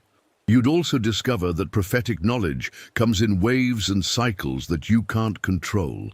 Sometimes you'll be flooded with visions of dozens of potential futures, overwhelming your consciousness with information you can't process or act upon. Other times, you'll be completely blind to coming events, leaving you as ignorant as any mortal about what might happen next. This unpredictability makes it impossible to plan or prepare for the future effectively. The relationship between prophecy and free will becomes a constant source of philosophical torment. If you can see the future, does that mean it's predetermined? If it's predetermined, then mortal choices don't matter, which makes the concept of divine justice meaningless. If it's not predetermined, then your prophetic knowledge is unreliable, which makes it useless for guiding your actions. Either way, the existence of prophetic ability undermines fundamental assumptions about agency and responsibility. Personal relationships become nearly impossible when you have prophetic knowledge about the people you care about. You might see that a mortal friend will eventually betray you, but treating them with suspicion now might cause the very betrayal you're trying to avoid. You might know that another god will become your enemy in the future, but that knowledge poisons your current interactions with them, making friendship impossible even before the predicted conflict occurs. The worst part is that your prophetic burden grows heavier over time. As you accumulate more divine power and responsibility, your visions become more frequent, more detailed, and more emotionally intense. You start to experience multiple probability timelines simultaneously, watching different versions of the same events play out in parallel realities. Your consciousness becomes a prison of infinite potential suffering, all of it equally real and vivid in your divine perception. Eventually, you realize that prophetic knowledge isn't a gift or even a burden. It's a cosmic punishment disguised as divine ability. The universe forces gods to witness future suffering as a form of emotional torture, ensuring that divine beings understand the full cost of every decision they make. Your foresight becomes a constant reminder that every action has consequences, every choice creates victims, every moment of existence contributes to an infinite web of cause and effect that you can see but can't escape. The cruelest irony is that mortals envy your prophetic abilities, imagining that divine foresight would make their lives easier and happier. They have no idea that knowing the future is the most effective way to destroy any possibility of present joy or peace. Prophetic knowledge transforms every moment into a preview of coming loss, every relationship into a countdown to inevitable betrayal or death, every achievement into a temporary delay before ultimate failure. And you have eternity to carry this burden, watching endless cycles of mortal suffering play out exactly as you predicted, powerless to change anything, responsible for everything. If you thought the political and cosmic responsibilities of godhood were challenging, wait until you experience divine romance. Love between gods isn't the passionate, fulfilling connection you might imagine. It's a psychological minefield where every emotion is amplified by cosmic power, every relationship becomes a political alliance, and every breakup has the potential to trigger wars that reshape continents. Your first divine romance would probably begin as a strategic necessity rather than genuine attraction. Maybe you need an ally in some cosmic conflict, or another god needs your support for their own political maneuvering. Divine courtship isn't about flowers and poetry. It's about demonstrating your power, proving your usefulness, and negotiating terms that protect both parties' interests while advancing their respective agendas. Let's say you become romantically involved with Aphrodite, the goddess of love herself. You might think this would be the ultimate romantic experience, but Aphrodite's divine nature makes her simultaneously irresistible and impossible to satisfy. Her power over love isn't just external, it affects her own emotions, making her fall in and out of love with cosmic regularity. She doesn't choose her romantic feelings any more than mortals do. She's driven by forces beyond her control, just like everyone else. The intensity of divine emotions would be overwhelming. When gods love, they don't just feel affection. They experience cosmic passion that reshapes their fundamental nature. Your thoughts become consumed with your beloved, your divine duties suffer from distraction, and your cosmic responsibilities take a back seat to romantic obsession. Mortal affairs might collapse, natural disasters might go unaddressed, and prayers might go unanswered because you're too emotionally overwhelmed to focus on anything except your relationship. But divine love also means divine jealousy, amplified to universe-threatening levels. If Aphrodite even looks at another god with interest, you'd feel jealousy so intense it could literally manifest as volcanic eruptions or spontaneous storms. If you show attention to anyone else, god or mortal, her jealousy might trigger earthquakes, plagues, or curses that affect innocent people across multiple continents. Your relationship drama becomes everyone else's natural disaster. The sexual dynamics of divine romance are equally problematic. Gods don't just have physical relationships, they merge on cosmic levels, sharing memories, emotions, and aspects of their divine essence. This level of intimacy is initially intoxicating, but it also means that breakups involve literally tearing apart pieces of your fundamental identity. You don't just lose a lover, you lose parts of yourself that become permanently entangled with theirs. Divine infidelity is practically inevitable given the nature of godhood. Your divine duties might require you to take mortal lovers to produce demigod children who will serve specific cosmic purposes. Your beloved might need to seduce other gods to gain information or political advantage. What mortals consider cheating becomes a necessary part of divine responsibility, but the emotional pain remains just as intense even when the infidelity is cosmically justified. The political implications of divine romance make every relationship a potential diplomatic crisis. Your choice of romantic partner sends messages about your alliances, your ambitions, and your position in divine politics. Date Apollo, and you're aligning yourself with the solar faction of Olympus, romance Artemis, and you're potentially threatening her sacred vow of eternal virginity, which could trigger her violent revenge. Fall in love with a lesser god, and you're seen as either patronizing or slumming, both of which create political problems. Breaking up with a divine lover isn't just emotionally devastating, it's cosmically dangerous. Your ex-partner has intimate knowledge of your weaknesses, your fears, your vulnerabilities, and your deepest secrets. They know exactly how to hurt you most effectively, and they have eternity to plan elaborate revenge schemes. Divine breakups don't just end relationships, they create eternal enemies with the power to make your immortal existence miserable forever. The children produced by divine relationships add another layer of complexity. Demigod offspring become pawns in cosmic politics, symbols of their parents' alliance, and potential threats to other gods who see them as competition for worship or power. Your romantic choices determine not just your own fate, but the fate of beings who will inherit aspects of your divine nature while being vulnerable to all the dangers that come with partial godhood.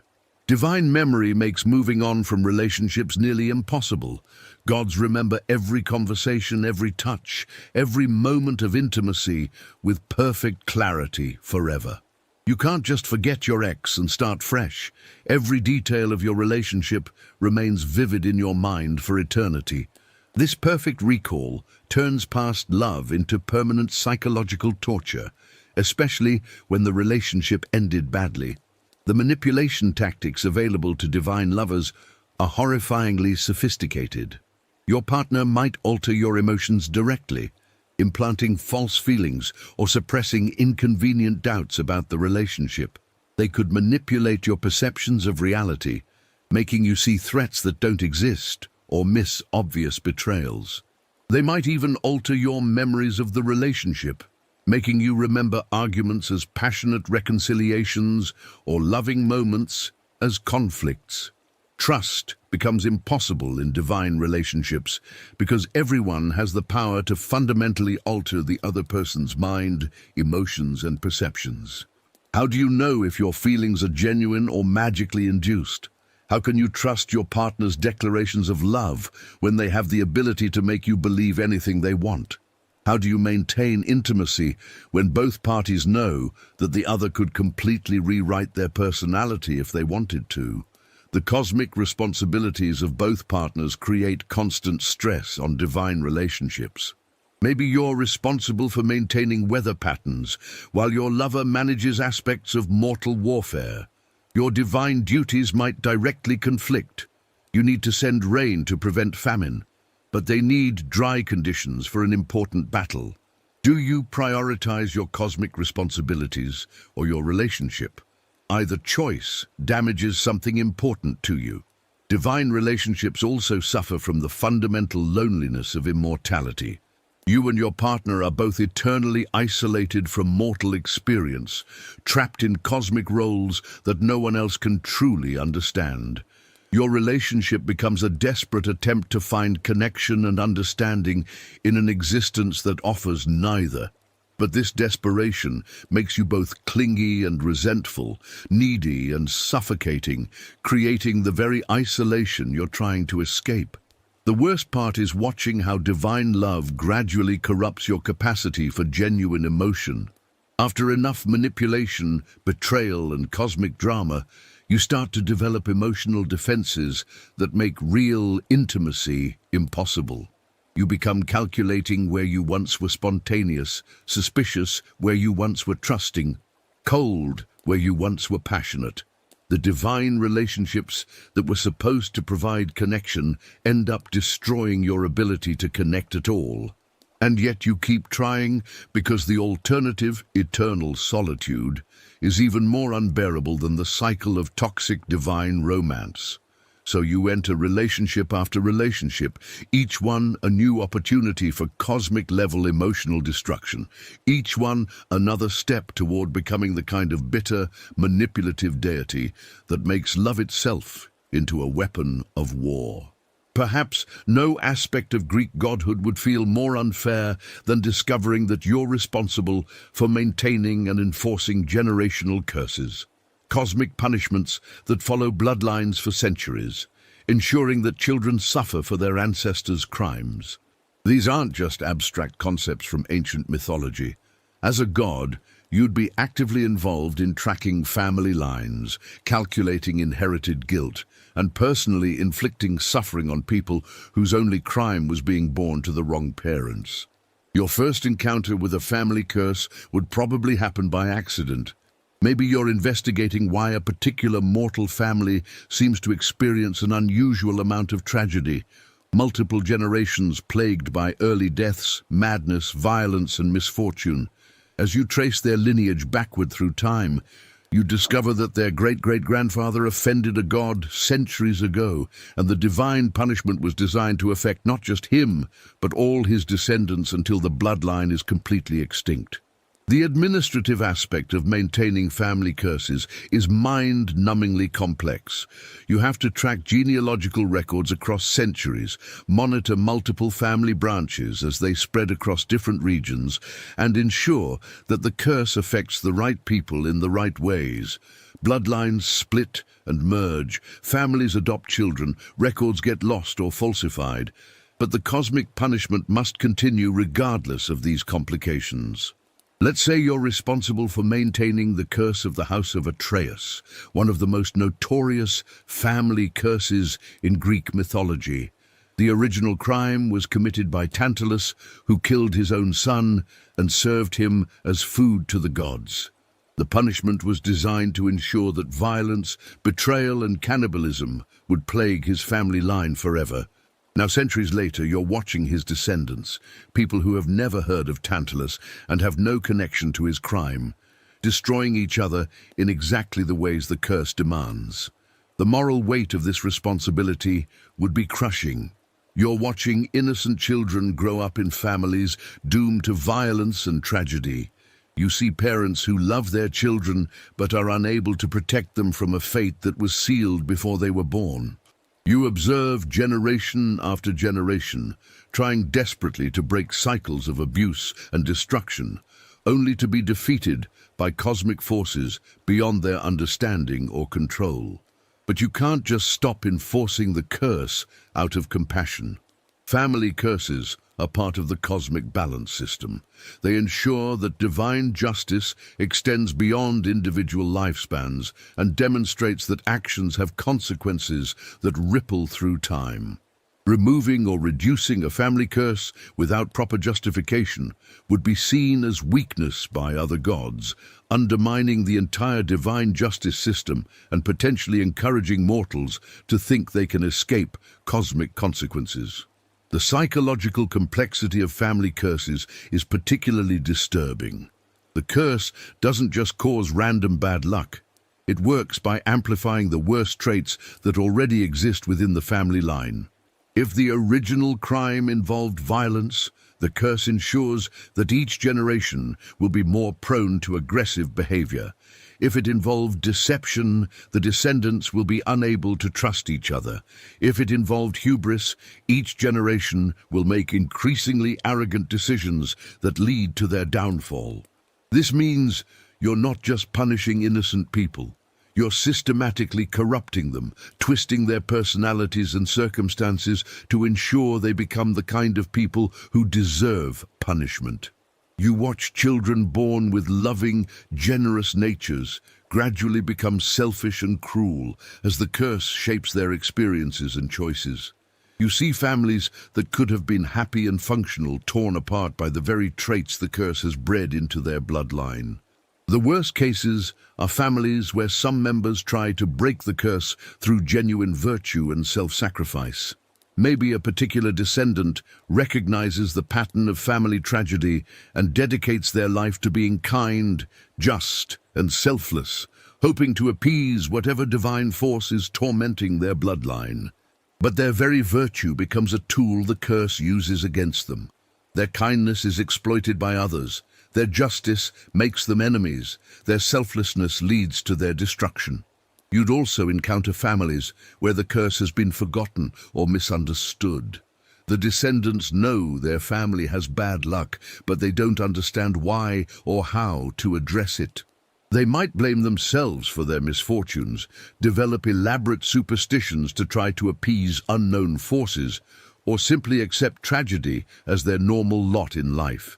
Watching people suffer without understanding the cosmic reason for their suffering adds another layer of guilt to your divine responsibilities. Some family curses involve specific requirements that must be fulfilled before they can end. Maybe the bloodline must produce a hero who performs certain tasks, or the family must make restitution for their ancestors' crimes, or some cosmic balance must be restored through their suffering.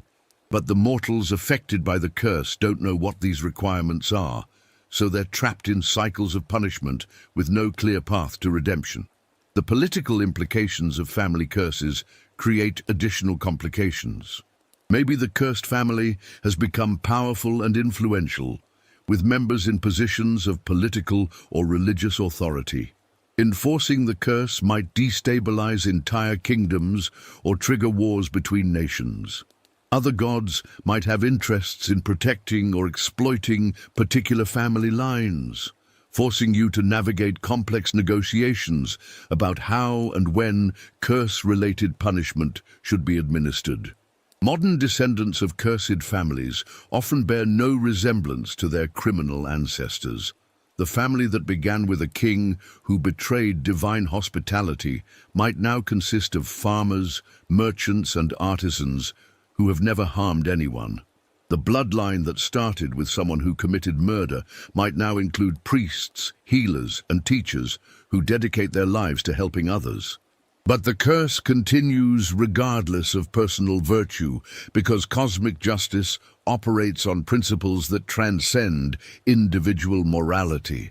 The temporal mechanics of family curses create paradoxes that would torment your logical mind. If you prevent one member of a cursed family from fulfilling their tragic destiny, the curse might simply redirect itself to affect other family members more severely. If you try to accelerate the curse to end it faster, you might accidentally extend it by creating new crimes that require additional punishment. Every intervention risks making the situation worse for everyone involved. The emotional toll of maintaining family curses gradually hardens your heart against human suffering. After watching hundreds of generations destroy themselves according to predetermined patterns, after seeing countless innocent children doomed by their bloodlines, after enforcing cosmic justice that punishes virtue and rewards nothing, you start to see mortals as tragic automatons rather than individual people deserving of compassion. This emotional numbing is necessary for your sanity, but it also makes you complicit in perpetuating a system of inherited injustice that violates every human principle of fairness and individual responsibility.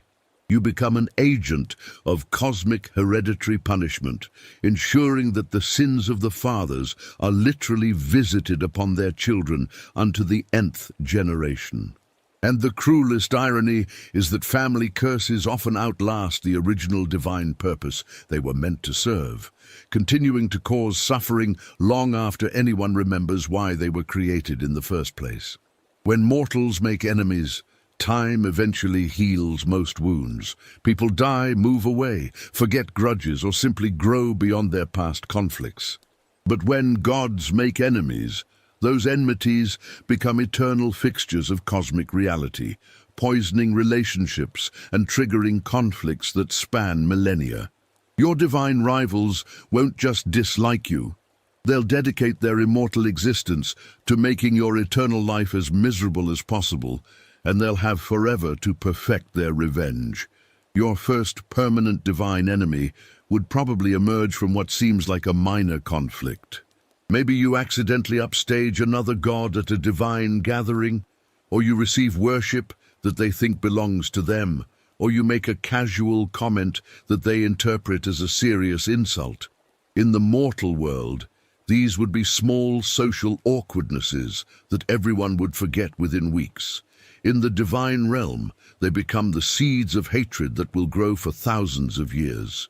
Let's say your enemy is Ares, the god of war. Your conflict began centuries ago over something trivial. Maybe you criticized his military strategy during a divine council meeting, or maybe mortals in your domain developed innovative warfare techniques that made his traditional approaches look obsolete. Now, every conflict involving mortals becomes a proxy war between you and Ares. Every battle is an opportunity for him to humiliate you by ensuring that the warriors you favor are defeated by those under his protection. But Ares isn't just competing with you in obvious ways. He's also working to undermine every aspect of your divine existence through subtle, long-term sabotage. He might spend decades cultivating relationships with your allies, slowly poisoning their opinions of you through carefully planted rumors and manufactured evidence of your supposed betrayals. He could manipulate mortal events to make your divine responsibilities more difficult, creating conflicts that force you to neglect your duties or make choices that damage your reputation. The psychological warfare between immortal enemies is particularly sophisticated and cruel. Ares knows your deepest fears, your greatest insecurities, your most painful memories, and he has eternity to develop strategies that exploit these vulnerabilities. He might arrange for you to repeatedly encounter situations that trigger your worst traumatic memories.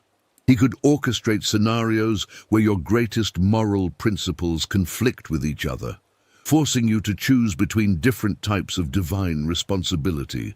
Divine enemies also attack through your mortal worshippers. Ares might inspire your faithful followers to commit atrocities in your name, damaging your reputation and creating guilt that will torment you for centuries. He could corrupt your priests with ideas that lead them to spread false teachings about your nature and desires. He might even protect and empower mortals who specifically oppose your domain, ensuring that your cosmic responsibilities become increasingly difficult to fulfill. The temporal scope of divine enmity means that your enemy can plan revenge strategies that take centuries to unfold. Ares might manipulate events in 500 BCE to create circumstances that will humiliate you in 300 CE. He could plant the seeds of conflicts that won't bloom into full-scale divine warfare for 1,000 years. Every action you take must be evaluated not just for its immediate consequences, but for how your enemy might exploit it decades or centuries in the future. Your divine rival also remembers every victory you've achieved against them, every moment of their humiliation, every successful counter-strategy you've employed. This perfect memory means that your past successes become liabilities. Ares will never again fall for the same tactics that worked against him before. Your relationship becomes an escalating arms race of psychological warfare, with each side developing increasingly sophisticated methods of attack and defense. The political implications of eternal enmity ripple through the entire divine pantheon. Other gods are forced to choose sides or carefully maintain neutrality to avoid being dragged into your conflict. Divine alliances shift based on the current status of your rivalry with Ares. Gods who might naturally work well with you instead avoid collaboration because they don't want to become targets of Ares' revenge. Your personal enmity becomes a factor in cosmic politics that affects everyone. Some divine rivalries involve competing domains that naturally create ongoing conflict. If you're responsible for peace while your enemy controls war, every situation requiring divine intervention becomes a battleground between your opposing natures. You can't simply avoid each other because your cosmic responsibilities constantly force you into opposition. Every success in your domain represents a failure in theirs, and vice versa.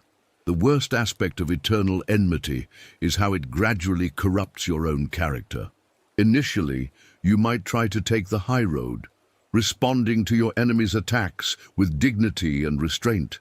But after centuries of psychological warfare, after watching your rival harm innocent mortals just to hurt you, after enduring constant sabotage of your divine work, you start to develop your own capacity for cruelty and revenge.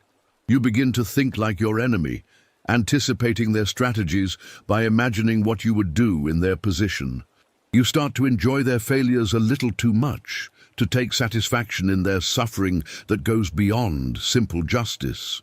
You develop your own long-term revenge plots, your own methods of psychological warfare, your own willingness to use innocent mortals as weapons against your divine rival. The gradual transformation from victim of eternal enmity to perpetrator is one of the most psychologically damaging aspects of divine conflict. You become the very thing you initially opposed, driven by the necessity of survival in a cosmic system where showing weakness or mercy is interpreted as vulnerability to be exploited. Your enemy doesn't just hurt you, they force you to become like them in order to compete effectively. Divine enemies also have the power to corrupt your relationships with allies and loved ones. Ares might seduce your romantic partners not out of genuine attraction, but simply to cause you emotional pain. He could offer tempting alliances to your closest allies, testing their loyalty and creating suspicion in your most important relationships. Your enemy's existence becomes a constant threat to everything you value, making trust and intimacy nearly impossible. The futility of eternal enmity gradually becomes apparent over millennia. Neither you nor your enemy can truly win because you're both immortal. No victory is permanent, no defeat is final, no revenge is satisfying enough to end the cycle of retaliation. You realize that you're trapped in an infinite loop of conflict that serves no purpose, except to cause mutual suffering. But you can't stop participating because unilateral disarmament would simply give your enemy more opportunities to harm you. Eventually, eternal enmity becomes less about the original cause of conflict and more about the conflict itself. You hate your enemy not just for their crimes against you, but for turning you into someone capable of divine-level hatred.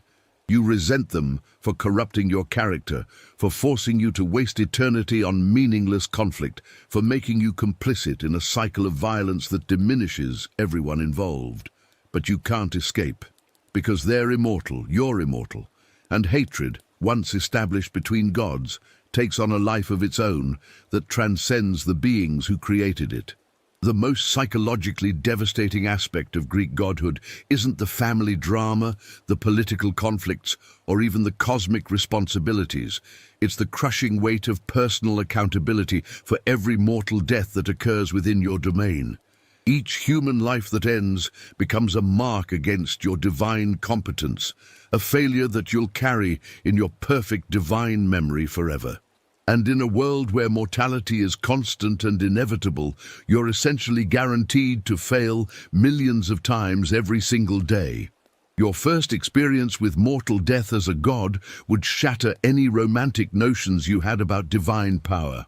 Maybe it's a simple case. A farmer in your territory is dying of a fever that you could easily cure with a touch of divine intervention. But as you reach out to heal him, you realize that this isn't an isolated incident. There are thousands of people dying at this very moment, all of them within your area of divine responsibility, all of them depending on you for salvation that you can't provide to everyone simultaneously. The mathematical reality of divine responsibility is crushing. Let's say your domain includes a population of 1 million mortals. On any given day, statistical probability suggests that several hundred of them will die from disease, accident, violence, old age, or natural disaster. Your divine consciousness is aware of each approaching death, can sense each person's fear and pain, can feel their family's grief and desperation. But you can't save them all because divine intervention has costs and consequences that ripple through the cosmic balance. Save one person from plague, and the disease must spread to someone else to maintain the natural order. Prevent one accident, and the cosmic forces that would have caused it redirect toward a different victim. Grant one person a longer life, and someone else's lifespan must be shortened to balance the scales of mortality. Divine power isn't infinite. It's a finite resource that must be carefully allocated, and every choice to save one life is simultaneously a choice to let others die. The selection process for divine intervention would drive you to madness. How do you choose which mortals deserve salvation? The virtuous farmer who feeds his community, or the brilliant artist whose work will inspire generations? The loving mother with young children, or the wise elder whose knowledge could benefit many? The innocent child with unlimited potential, or the reformed criminal who now helps others avoid his past mistakes. Every selection criterion you develop feels arbitrary and unjust. Save the young over the old, and you're condemning people who have lived full lives but still have wisdom to offer. Save the virtuous over the flawed, and you're passing moral judgment on people whose mistakes might be due to circumstances beyond their control. Save those with the most dependence, and you're essentially punishing people for being alone or childless. There's no fair way to choose who lives and who dies, but you have to choose anyway. The worst cases are situations where your divine intervention could save many lives, but would violate cosmic law or create larger problems. Maybe you could prevent a plague by revealing yourself directly to mortals and teaching them about disease prevention. But divine law forbids such direct intervention. Maybe you could stop a war by eliminating the corrupt leaders on both sides, but doing so would create power vacuums that lead to even more devastating conflicts. Your ability to help is constrained by rules and consequences that often make intervention more harmful than inaction.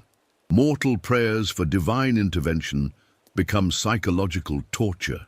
Every desperate plea for help is a direct emotional connection to someone's suffering.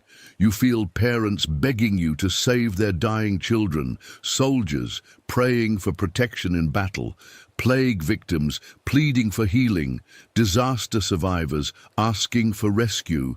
But answering these prayers often requires you to ignore other equally desperate pleas from people who will die if you redirect your attention and power. The temporal aspect of mortal death adds another layer of psychological burden. With divine foresight, you often know days or weeks in advance that particular mortals are going to die. You watch them going about their daily lives, completely unaware that their time is almost up. You see them making plans for the future, expressing love for their families, working on projects they'll never complete. The anticipatory grief of knowing about coming deaths while being unable to prevent them becomes a constant background ache in your divine consciousness. Children's deaths are particularly devastating to your divine psyche. When a mortal child dies within your domain, you experience not just the immediate tragedy, but also the profound sense of wasted potential. You see all the lives they could have lived, all the contributions they could have made, all the love they could have given and received. Each child's death represents dozens of potential futures that will never exist, and you're forced to witness the collapse of infinite possibility into the finality of early death. The guilt from mortal deaths accumulates over centuries. Your perfect divine memory means you remember every person who died while you were busy with other responsibilities. Every prayer for help that you couldn't answer, every family destroyed by disasters you might have prevented if you'd made different choices. The weight of accumulated mortal suffering becomes a constant presence in your consciousness, a reminder of your failures that grows heavier with each passing year. Other gods judge your effectiveness based on mortality rates in your domain. High death tolls are seen as evidence of divine incompetence or negligence. Low death tolls might be viewed with suspicion. Are you interfering too much with natural order, or are you stealing life force from other gods' territories? Your divine reputation becomes tied to your ability to minimize mortal suffering while respecting cosmic balance, an impossible balancing act that ensures you'll always be criticized regardless of your choices. The political implications of mortal deaths create additional pressure. If important mortals die in your territory, their families and allies might blame you personally and transfer their worship to other gods. If your mortality rates are higher than those of neighboring divine territories, mortals might assume you're weak or uncaring and gradually abandon your temples and shrines. Your divine power depends partly on mortal worship, so excessive death rates in your domain can literally weaken your ability to prevent future deaths. You'd also discover that some mortal deaths serve larger cosmic purposes that you can't understand or interfere with. The fates have woven certain deaths into the fabric of destiny, and preventing these deaths would unravel cosmic plans that stretch across centuries. But you can't tell which deaths are cosmically necessary and which are simply random tragedy, so you're forced to let people die who might have been savable because you can't risk disrupting fate. The most heartbreaking cases are mortals who die because they were trying to serve you faithfully, priests who contract diseases while tending to plague victims in your temples, warriors who die fighting battles in your name, pilgrims who perish while traveling to worship at your shrines. Their deaths in your service make you directly responsible for their sacrifice, but honoring their devotion by preventing their deaths might encourage other mortals to take dangerous risks in hopes of divine protection. Eventually, the accumulation of mortal deaths under your divine watch would force you to develop emotional defenses that protect your sanity but damage your empathy. You'd start to see individual human lives as statistics rather than personal tragedies. You'd learn to compartmentalize grief and guilt in ways that allow you to function but make you less compassionate. You'd become the kind of deity who can calmly calculate acceptable casualty rates while planning divine interventions. This emotional numbing is necessary for divine survival, but it also represents the death of your own humanity, the final transformation from a being who cares about individual mortal lives into a cosmic force that sees death as an administrative detail rather than a personal tragedy. Welcome to the most sophisticated and vicious political system ever devised, the eternal democracy of divine dictatorship that governs Mount Olympus. If you thought mortal politics were complicated, wait until you experience a system where every politician has cosmic power, perfect memory, infinite time to plan revenge, and no possibility of retirement or death to end their careers. Olympic politics makes House of Cards look like a children's game of make-believe. The fundamental structure of Olympic governance is designed to maintain Zeus's power while creating the illusion of shared authority. The Divine Council meetings aren't democratic deliberations. They're elaborate political theater where Zeus pretends to consider other opinions while manipulating the discussion toward predetermined outcomes. Every god knows this, but they participate anyway because the alternative is being excluded from power entirely. Your first Divine Council meeting would be a masterclass in political manipulation disguised as administrative discussion.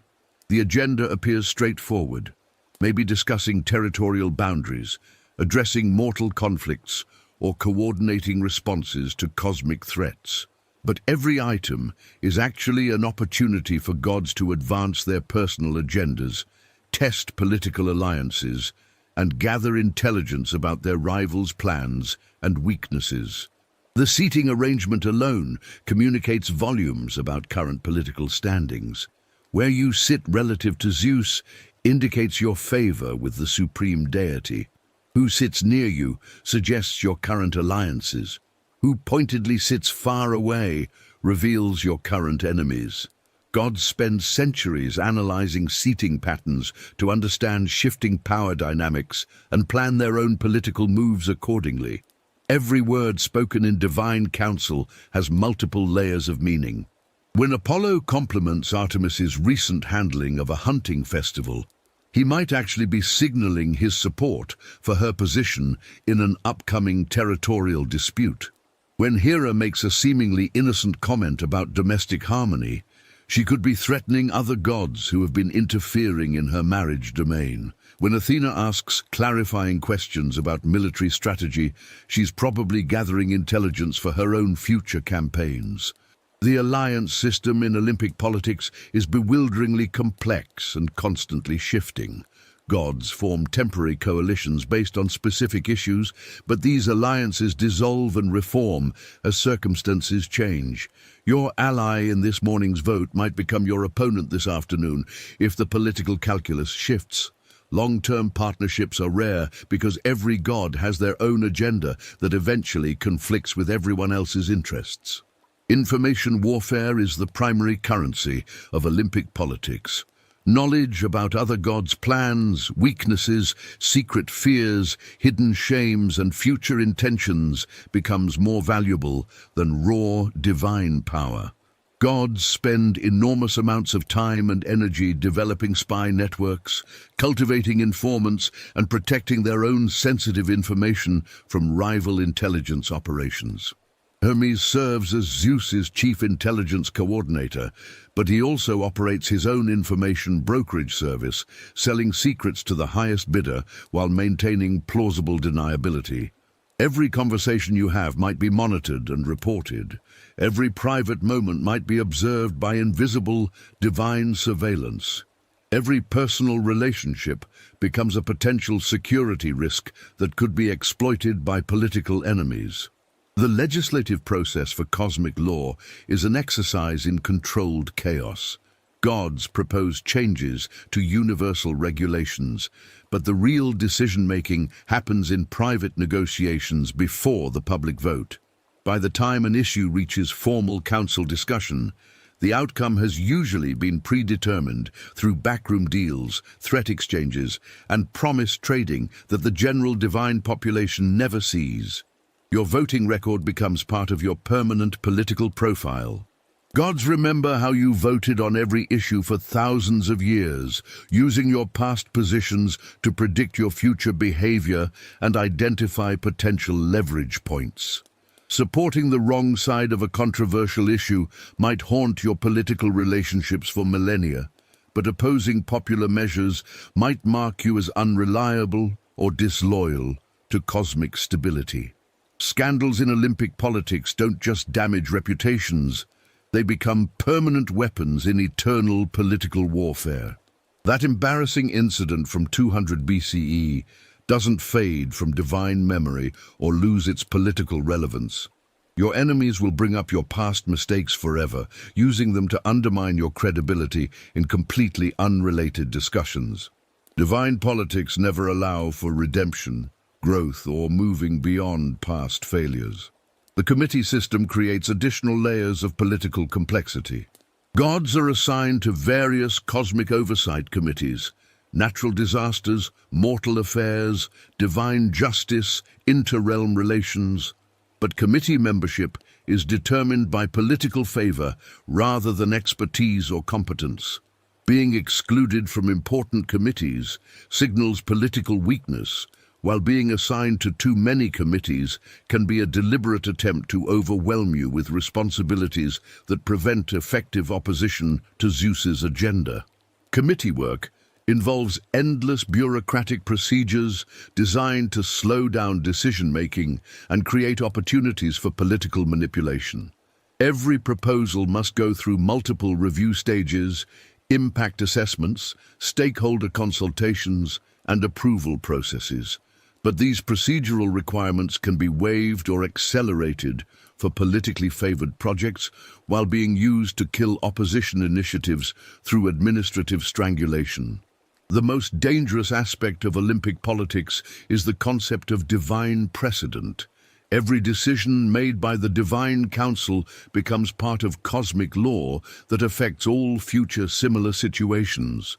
This means that seemingly minor votes on specific issues can have massive long-term consequences that reshape the fundamental structure of divine authority.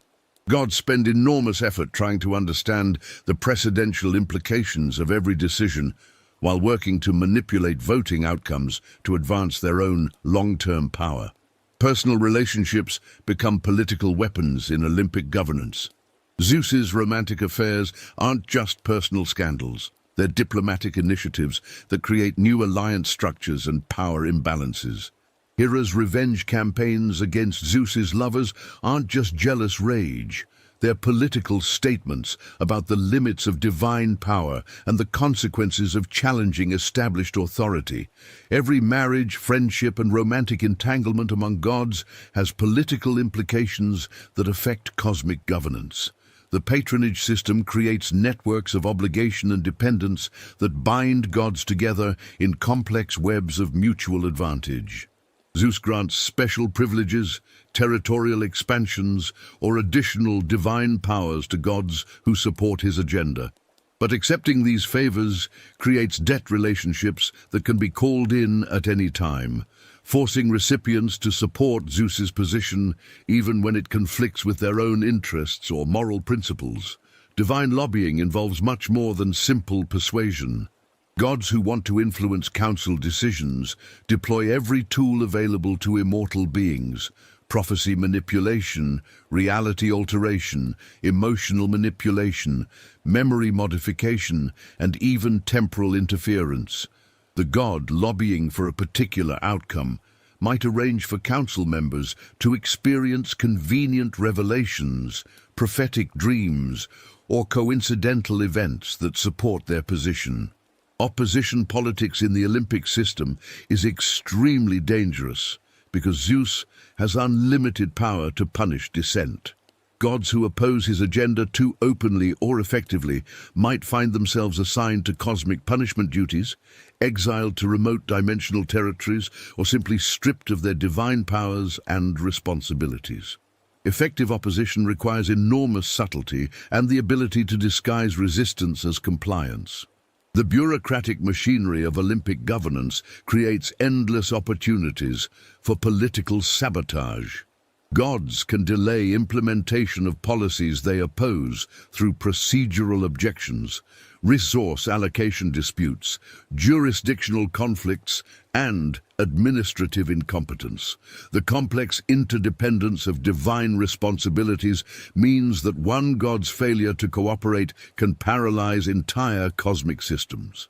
Coalition building requires gods to balance competing interests while maintaining enough flexibility to adapt to changing circumstances. Your political allies might demand support for policies that conflict with your divine domain, your moral principles, or your other alliance commitments. Refusing to support an ally risks losing their future cooperation, but supporting them risks alienating other important political relationships.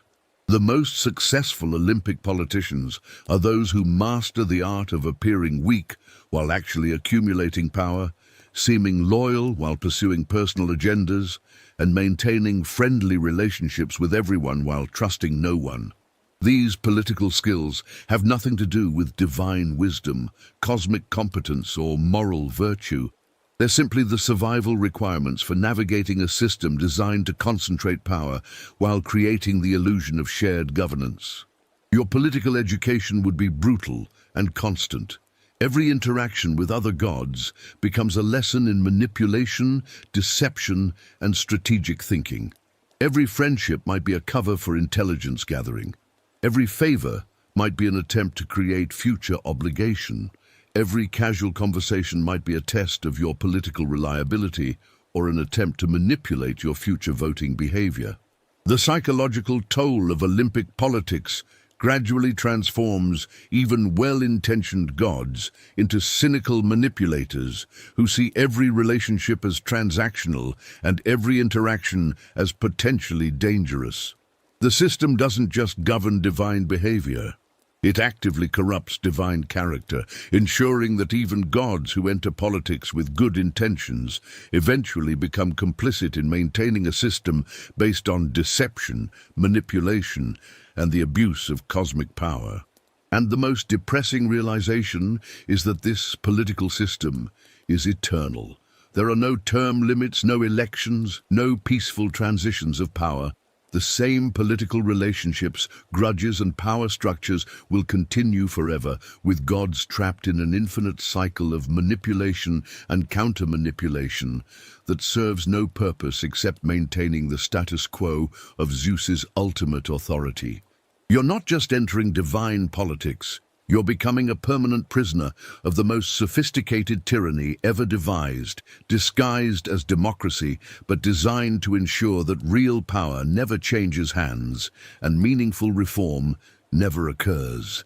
Welcome to eternity in the world's most exclusive political prison, where every inmate has cosmic power and no one will ever be released.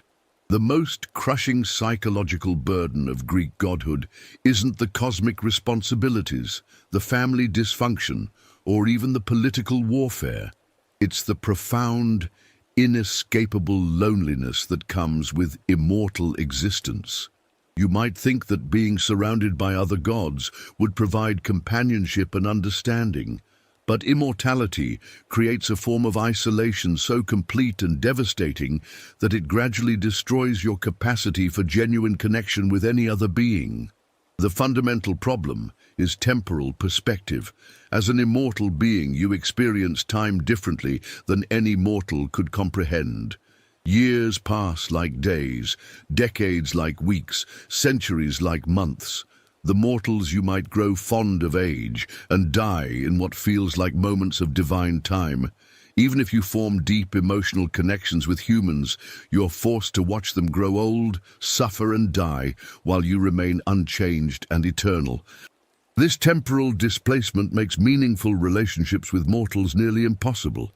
How do you invest emotionally in beings whose entire lifespans represent mere blinks of your immortal existence? You might meet a remarkable human, a brilliant philosopher, a talented artist, a wise ruler, and feel genuine affection for them. But knowing that they'll be dead within decades while you continue forever makes every interaction bittersweet with anticipatory loss. The few mortals who do capture your lasting attention become sources of eternal grief. Maybe you fall in love with a mortal hero whose courage and nobility genuinely move you. You might have a few decades of happiness together, but then you're forced to watch them age while you remain young. You see their body failing, their mind declining, their strength diminishing, while your own divine nature keeps you eternally vibrant. Eventually, you're holding the hand of a dying lover who looks like a grandparent while you still appear young and beautiful. After losing enough mortal friends and lovers to death, you start to develop emotional defenses that protect you from future grief, but also prevent genuine intimacy. You begin to see mortals as temporary entertainment rather than potential companions. You might still feel affection for them, but it's the distant fondness of a pet owner rather than the deep connection between equals. This emotional distancing is necessary for your psychological survival, but it also cuts you off from one of the few sources of joy available in immortal existence. Relationships with other gods present different but equally devastating challenges. Your divine colleagues are immortal like you, so they won't die and leave you grieving. But they're also trapped in the same cosmic prison of eternal existence, dealing with their own psychological damage from millennia of divine responsibility.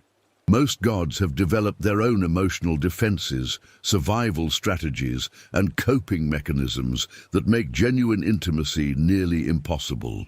The shared trauma of immortality creates a paradox in divine relationships. You and your fellow gods are the only beings who truly understand the psychological burden of eternal existence, but that very burden has damaged all of you in ways that make healthy relationships impossible. You're like survivors of the same cosmic disaster, bound together by shared experience, but too damaged to provide each other with real comfort or healing. Divine memory makes the loneliness worse by preserving every moment of loss and isolation with perfect clarity. You remember every mortal friend who died, every lover who aged and passed away, every moment of connection that was severed by the relentless march of time. These memories don't fade or lose their emotional impact. They accumulate in your consciousness like psychological scar tissue, making you increasingly reluctant to form new attachments that will inevitably lead to more pain. The cyclical nature of history adds another layer to immortal loneliness. You've watched human civilizations rise and fall dozens of times. You've seen the same types of leaders, the same social problems, the same cultural conflicts, the same artistic achievements repeated across millennia with minor variations. The novelty and excitement that make mortal life meaningful become impossible when you've seen everything before, experienced every type of human drama, witnessed every category of triumph and tragedy multiple times. This historical repetition makes it difficult to maintain interest in mortal affairs. Why get invested in a particular kingdom's political struggles when you've watched hundreds of similar kingdoms rise and fall? Why care about a specific war when you've seen thousands of conflicts that followed identical patterns? Why feel moved by artistic achievements when you've witnessed the same creative expressions emerging independently across different cultures and time periods?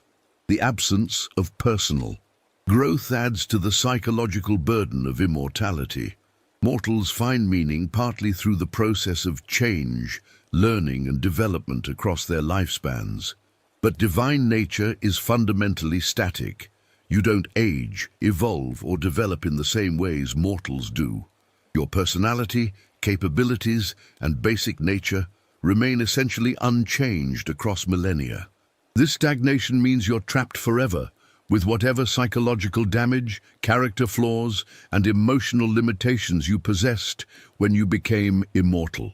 The lack of meaningful goals contributes to divine depression and existential despair. Mortals can find purpose in achievements that will outlast their lifespans. Building institutions, creating art, raising children, advancing knowledge.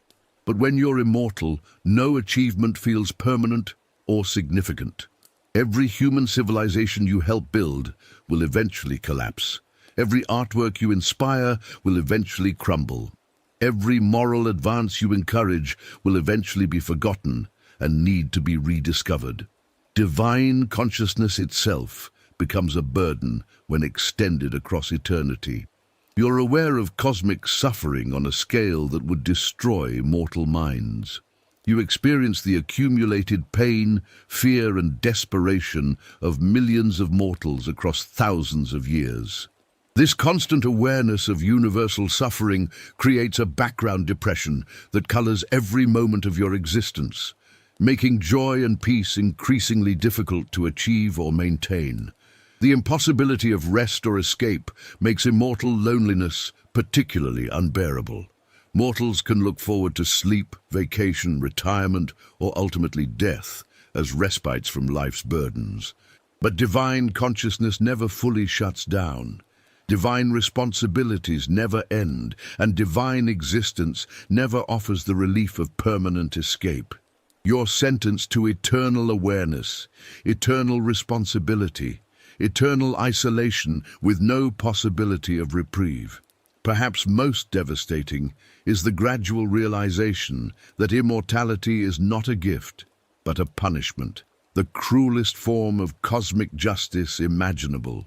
You're forced to watch everything you care about decay and disappear while you remain forever unchanged, forever aware, forever alone. The very power that supposedly elevates you above mortal limitations becomes the source of suffering that mortals are blessed to avoid through their finite existence. The final stage of immortal loneliness is the acceptance that this isolation is permanent and inescapable. You stop hoping for genuine connection. Stop expecting relief from the psychological burden. Stop believing that eternity will eventually become more bearable. You develop a kind of cosmic resignation that protects you from hope and disappointment, but also cuts you off from any possibility of joy or meaningful existence. This is the ultimate cost of divine power, not the loss of mortality, but the gain of immortal loneliness that transforms divine existence into an eternal psychological prison where the inmates are gods and the sentence is forever. If you thought mortal high society had complicated etiquette rules, prepare yourself for the bewildering maze of divine protocol that governs every aspect of Olympic social interaction. Divine etiquette isn't just about politeness or social courtesy. It's a complex system of ritual behaviors that communicate political allegiances, power relationships, and cosmic hierarchies. Break these rules, and you're not just being rude. You're committing acts of divine insubordination that can trigger wars, curses, or eternal banishment. Your first lesson in divine protocol would come before you even enter a room with other gods. The order in which deities arrive at gatherings follows strict hierarchical rules based on cosmic importance, political favor, and ritualistic precedence. Arrive too early, and you appear desperate for attention. Arrive too late, and you're showing disrespect for the gathering's purpose. Arrive at exactly the wrong moment relative to other gods, and you've accidentally declared political allegiance or opposition that you didn't intend. The greeting rituals alone would take centuries to master completely. Each god has specific titles that must be used in specific contexts, and using the wrong title or honorific can be interpreted as either insult or inappropriate familiarity. Apollo might be addressed as Lord of Light in formal cosmic councils, but Bright One in family gatherings, and confusing these contexts suggests either ignorance of protocol or deliberate disrespect.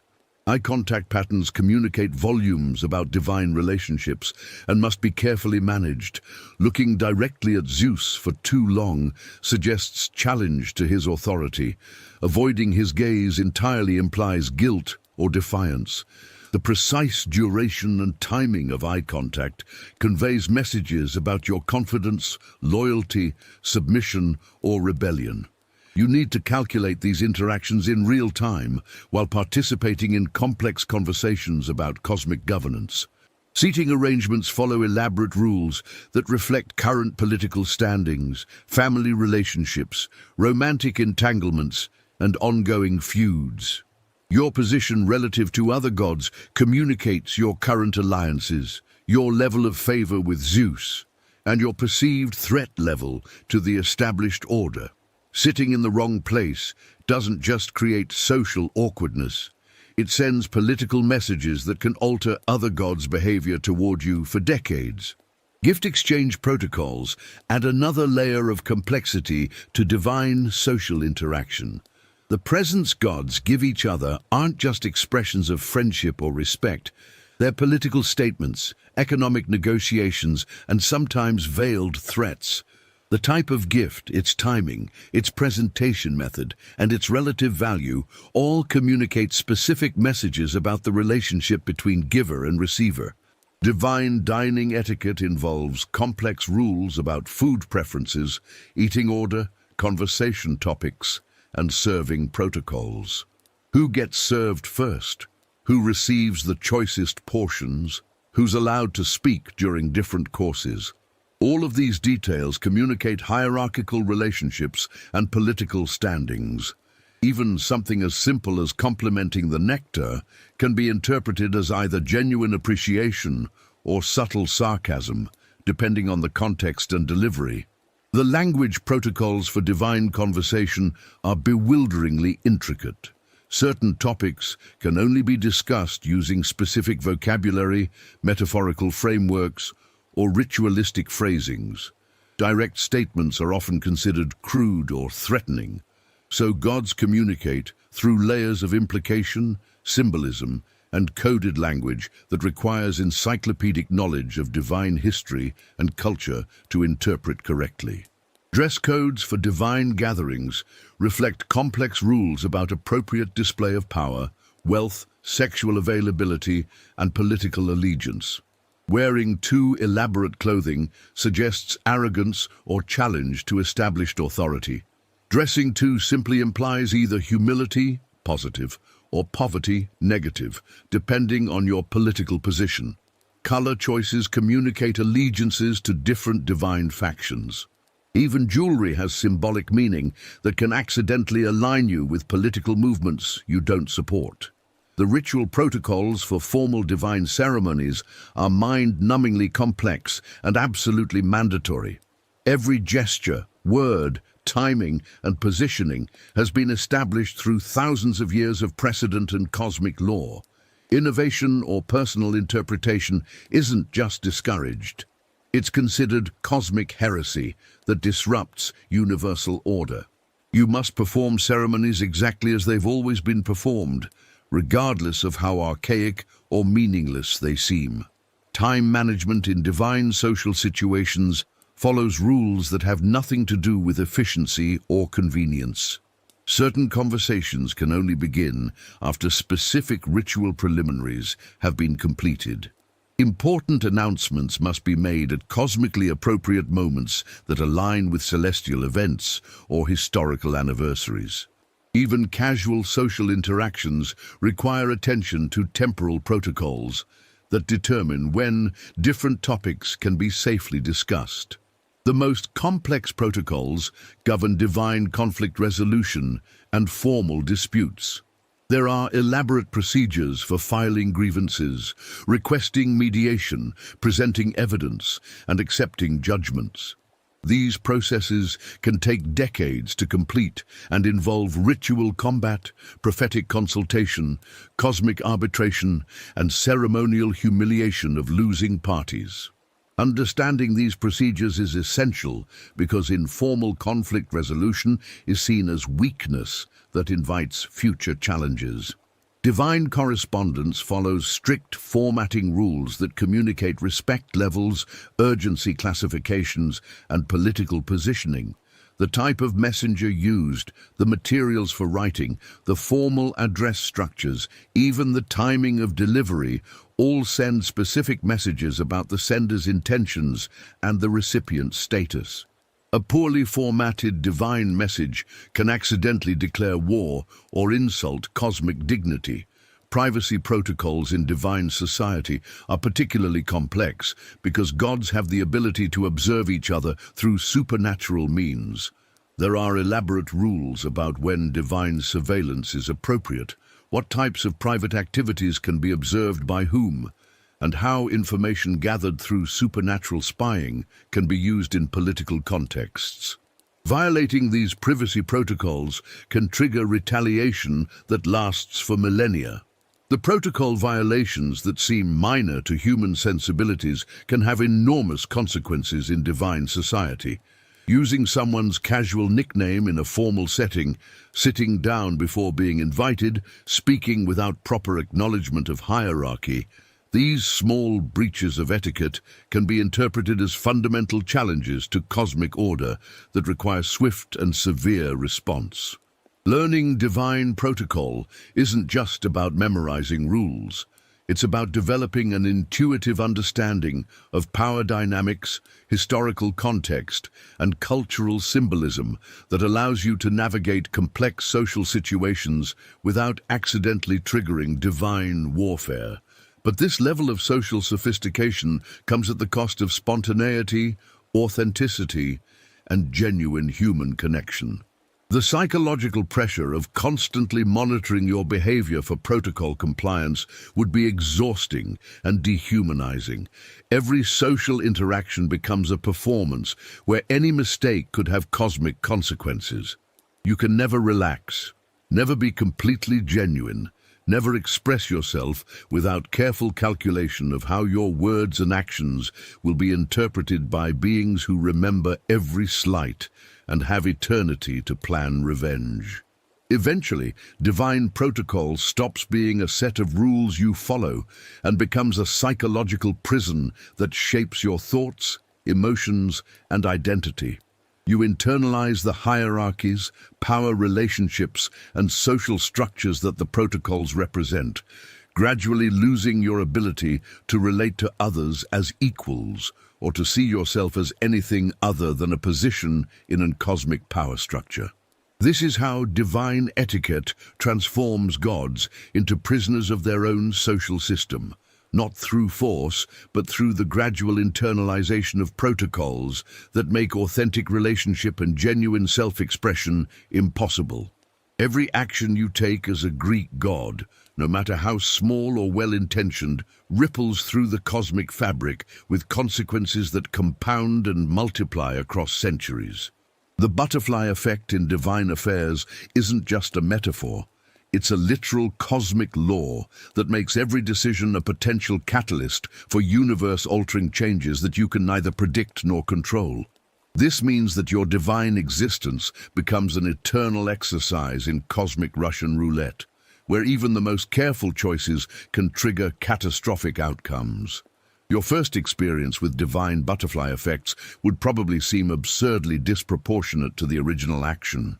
Maybe you decide to help a struggling farmer by sending a light rain to his drought-stricken fields.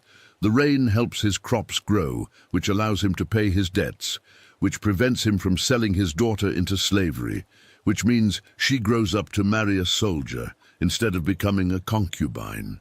That soldier, inspired by his wife's wisdom and strength, becomes a great general who conquers neighboring territories, establishing an empire that dominates the region for centuries and ultimately shapes the religious and cultural development of thousands of future generations. But the rain you sent to help one farmer had to come from somewhere else. The clouds you directed away from another region cause a drought that destroys multiple harvests, leading to famine, social unrest, and eventually a revolution that overthrows the existing government. The new rulers, desperate to feed their people, launch invasions against their neighbors, triggering a series of wars that reshape the political map and kill hundreds of thousands of people over several generations. Both outcomes stem directly from your simple decision to help one struggling farmer, but neither was predictable or intended. The divine perspective that allows you to see these long-term consequences develops gradually, and by the time you understand how your actions ripple through time, you've already set countless other unpredictable chains of causation in motion. You become haunted by the realization that your past kindnesses might have caused more suffering than your deliberate punishments. The mathematical complexity of divine causation would drive any analytical mind to madness. Every action influences dozens of variables, each of which affects dozens of other variables, creating exponential complexity that quickly becomes impossible to calculate or predict. Save one person's life, and you alter the genetic composition of future generations through their descendants. Prevent one natural disaster, and you change weather patterns that affect agriculture, trade routes, and cultural development across multiple continents. Divine foresight makes the psychological burden of cosmic consequences even worse, because you can often see multiple potential outcomes without knowing which one your actions will trigger.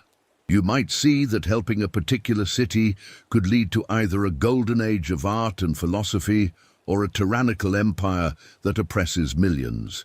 But you can't predict which outcome will result from your intervention. This means every decision becomes a gamble, with stakes measured in civilizations. The temporal scope of divine consequences extends far beyond anything mortals can comprehend. Actions you take today might not show their most significant effects for hundreds or thousands of years. A small favor you grant to a minor deity in 500 BCE might cascade through cosmic politics to trigger major divine conflicts in 200 CE. A casual comment you make during a divine gathering might influence another god's decision-making process for centuries, eventually leading to policy changes that affect millions of mortals. The interconnected nature of divine domains means that your actions constantly interfere with other gods' areas of responsibility, creating political tensions and power struggles that you never intended. Help mortals develop better agriculture, and you're undermining the earth goddess's control over fertility. Protect sailors from storms, and you're interfering with the sea god's authority over oceanic dangers. Even purely beneficial actions create jurisdictional conflicts that can escalate into divine warfare. The most frustrating aspect of divine causation is how often your attempts to fix previous problems create new, worse problems. Maybe your intervention in that farming community led to unexpected conflicts, so you try to correct the situation by inspiring wise leadership in the region. But your chosen leader's reforms trigger resistance from traditional power structures, leading to civil war that destroys everything you were trying to protect. Your attempts to manage consequences create new consequences that require further management in an endless cycle of unintended effects. Moral responsibility becomes impossible to calculate when every action has both positive and negative consequences that you can't predict or control. Are you responsible for the empire that conquers peaceful nations if it grew from your attempt to help a struggling farmer? Are you guilty of the wars caused by the drought that resulted from redirecting rain clouds? How do you weigh intended good outcomes against unintended bad consequences when both are equally real and equally your fault? The paralysis that results from understanding divine causation would gradually cripple your ability to act decisively. Every potential intervention must be evaluated for countless possible consequences, but the complexity of cosmic causation makes accurate evaluation impossible. You might spend decades analyzing the potential effects of a simple action, only to discover that your delay in acting has itself become a choice with significant consequences. Other gods exploit the complexity of divine causation to escape responsibility for their own actions. When confronted about harmful consequences of their interventions, they can always point to the chain of causation and claim that they couldn't have predicted such distant effects. This creates a cosmic culture where accountability becomes diffused across such complex causal chains that no one can be held truly responsible for anything. The documentation requirements for tracking divine consequences are overwhelming. You need to monitor the long-term effects of every action you've ever taken, watching for unexpected developments that might require corrective intervention. But corrective interventions create their own consequences, which require monitoring, which might require further corrections, creating an exponentially expanding workload of cosmic consequence management. The guilt from unintended consequences accumulates over millennia, becoming a psychological weight that grows heavier with every decision you make.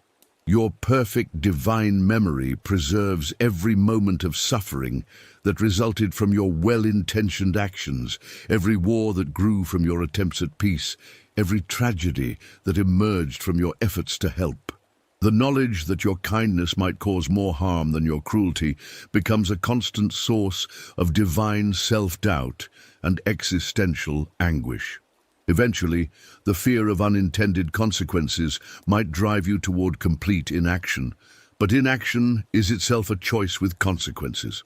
Refusing to intervene in mortal affairs doesn't eliminate your responsibility. It just shifts the consequences from action to neglect. Every prayer you ignore, every suffering you could alleviate but don't, every disaster you could prevent but choose not to, becomes another form of divine choice with its own cascade of effects. The ultimate realization is that divine power is inseparable from divine responsibility, but divine responsibility extends infinitely through causal chains that no mind can fully comprehend or control. You become trapped in a cosmic system where every choice creates consequences you can't predict, can't control, and can't escape responsibility for, making divine existence an eternal exercise in unavoidable moral failure. This is why Greek gods in mythology seem so often arbitrary and cruel, not because they lack compassion, but because they've learned that compassion and cruelty have equally unpredictable consequences, making moral choice meaningless and turning divine existence into cosmic tragedy. Now that you've experienced the crushing weight of divine responsibility, political manipulation, family dysfunction, and cosmic consequence management, let's address the fundamental question directly. Why would you specifically fail as a Greek god? This isn't about your intelligence, moral character, or good intentions. It's about the inherent incompatibility between human psychology and the demands of divine existence. Every trait that makes you human becomes a liability in the cosmic realm. Your human sense of fairness would be your first fatal weakness. You instinctively believe that people should be judged based on their individual actions, that punishment should be proportionate to crimes, that innocence shouldn't suffer for others' mistakes. But divine responsibility requires you to maintain cosmic balance through collective punishment, inherited curses, and systematic injustice that serves larger universal purposes. Your moral instincts would constantly conflict with cosmic necessity, creating internal psychological torture that would gradually destroy your sanity. Your need for logical consistency would be equally devastating in divine affairs. Human minds seek patterns, explanations, and rational connections between cause and effect. But cosmic reality operates on principles that transcend mortal logic. Contradictory forces that must be simultaneously maintained, paradoxes that define universal structure, and decision-making frameworks that violate every principle of rational analysis. Your attempts to apply human reasoning to divine problems would lead to increasingly frustrated confusion as you discover that cosmic truth is fundamentally irrational. Your capacity for empathy, one of humanity's greatest strengths, becomes a crippling vulnerability in divine existence. When you feel the pain of every mortal who suffers, when you experience the anguish of every parent who loses a child, when you carry the emotional weight of every tragedy within your domain, the accumulated suffering would crush your psychological resilience. Divine consciousness connects you to infinite pain without providing any way to process or heal from that emotional damage. Your empathy would gradually transform from a source of moral guidance into a mechanism of psychological torture. Your human attachment to relationships would make divine social dynamics unbearable. You form emotional bonds based on trust, shared experience, and mutual respect. But divine relationships are fundamentally transactional, based on power dynamics, political necessity, and strategic advantage. Your attempts to create genuine friendships would be exploited by more politically sophisticated gods, who see your emotional investments as weaknesses to be manipulated for their own benefit. Your desire for personal growth and change would be frustrated by the static nature of divine existence. Human identity develops through adaptation, learning from mistakes, and evolving perspectives over time. But divine nature is fundamentally unchanging. Your cosmic role, basic personality, and essential characteristics remain fixed for eternity. The psychological stagnation would gradually drive you to despair as you realize that immortality means being trapped forever with whatever flaws, limitations, and emotional damage you possessed when you became divine. Your human conception of time would make the temporal demands of godhood psychologically impossible. You think in terms of days, months, years, maybe decades for long-term planning. But divine responsibility requires thinking in terms of centuries, millennia, and cosmic cycles that dwarf human comprehension. Your mind lacks the temporal framework necessary to understand the long-term consequences of divine actions or to plan strategies that unfold across multiple generations. Your need for rest, privacy, and emotional recovery would be completely incompatible with divine consciousness. Human psychological health depends on periods of reduced stimulation, time for processing experiences, and opportunities for mental and emotional restoration. But divine awareness never shuts down, divine responsibilities never pause, and divine consciousness never gets relief from the constant bombardment of cosmic information. The sensory and emotional overload would gradually erode your sanity until you become a barely functional shell of your former self. Your human moral framework would be completely inadequate for divine decision-making. You think in terms of individual rights, personal responsibility, and direct cause and effect relationships between actions and consequences.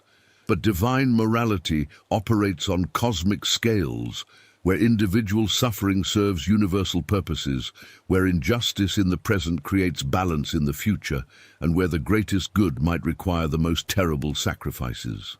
Your inability to embrace cosmic morality would make you ineffective as a cosmic force.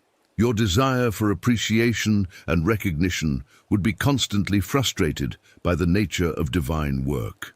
Humans need positive feedback, acknowledgement of their efforts, and gratitude for their sacrifices, But divine service brings only criticism, blame, and resentment from the mortals you're trying to help.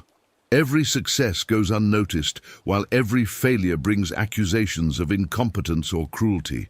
Your need for validation would gradually transform into bitter cynicism as you realize that effective divine service is inherently thankless. Your human instinct for self-preservation would conflict with the self-sacrificial demands of cosmic responsibility. Divine duty often requires you to damage yourself, your relationships, your emotional health, your moral integrity, to serve larger cosmic purposes. But humans are programmed to protect themselves from harm, to seek personal happiness and fulfillment, to prioritize their own well-being. The constant demands for divine self-sacrifice would trigger psychological resistance that makes effective cosmic service impossible. Your linear thinking patterns would be overwhelmed by the multidimensional complexity of divine problems. Human minds process information sequentially, focusing on one issue at a time, breaking complex problems into manageable components. But divine consciousness must simultaneously manage thousands of interconnected variables across multiple time periods and dimensional levels. Your cognitive architecture lacks the processing capacity necessary for effective divine function. Your human need for closure and resolution would be tortured by the eternal, open-ended nature of divine existence. Humans find meaning through completing tasks, solving problems, and achieving goals that provide psychological satisfaction. But divine work never ends, cosmic problems never get permanently solved, and divine existence offers no ultimate achievement or final resolution. The endless nature of divine responsibility would gradually erode your motivation and sense of purpose. Most fundamentally, your human identity is based on limitation, mortality, and the preciousness that comes from finite existence. Remove those limitations, and you lose the very qualities that make you human. The transformation into divine consciousness wouldn't just add powers to your existing self. It would fundamentally alter your nature in ways that destroy everything that makes you who you are. You wouldn't fail as a Greek god because you're weak, stupid, or immoral. You'd fail because the very qualities that make you human, your empathy, your moral sense, your need for growth and connection and meaning, are incompatible with the demands of divine existence. Divine power doesn't enhance humanity, it destroys it, leaving behind cosmic forces that wear the masks of former people but have lost everything that made them worth caring about in the first place.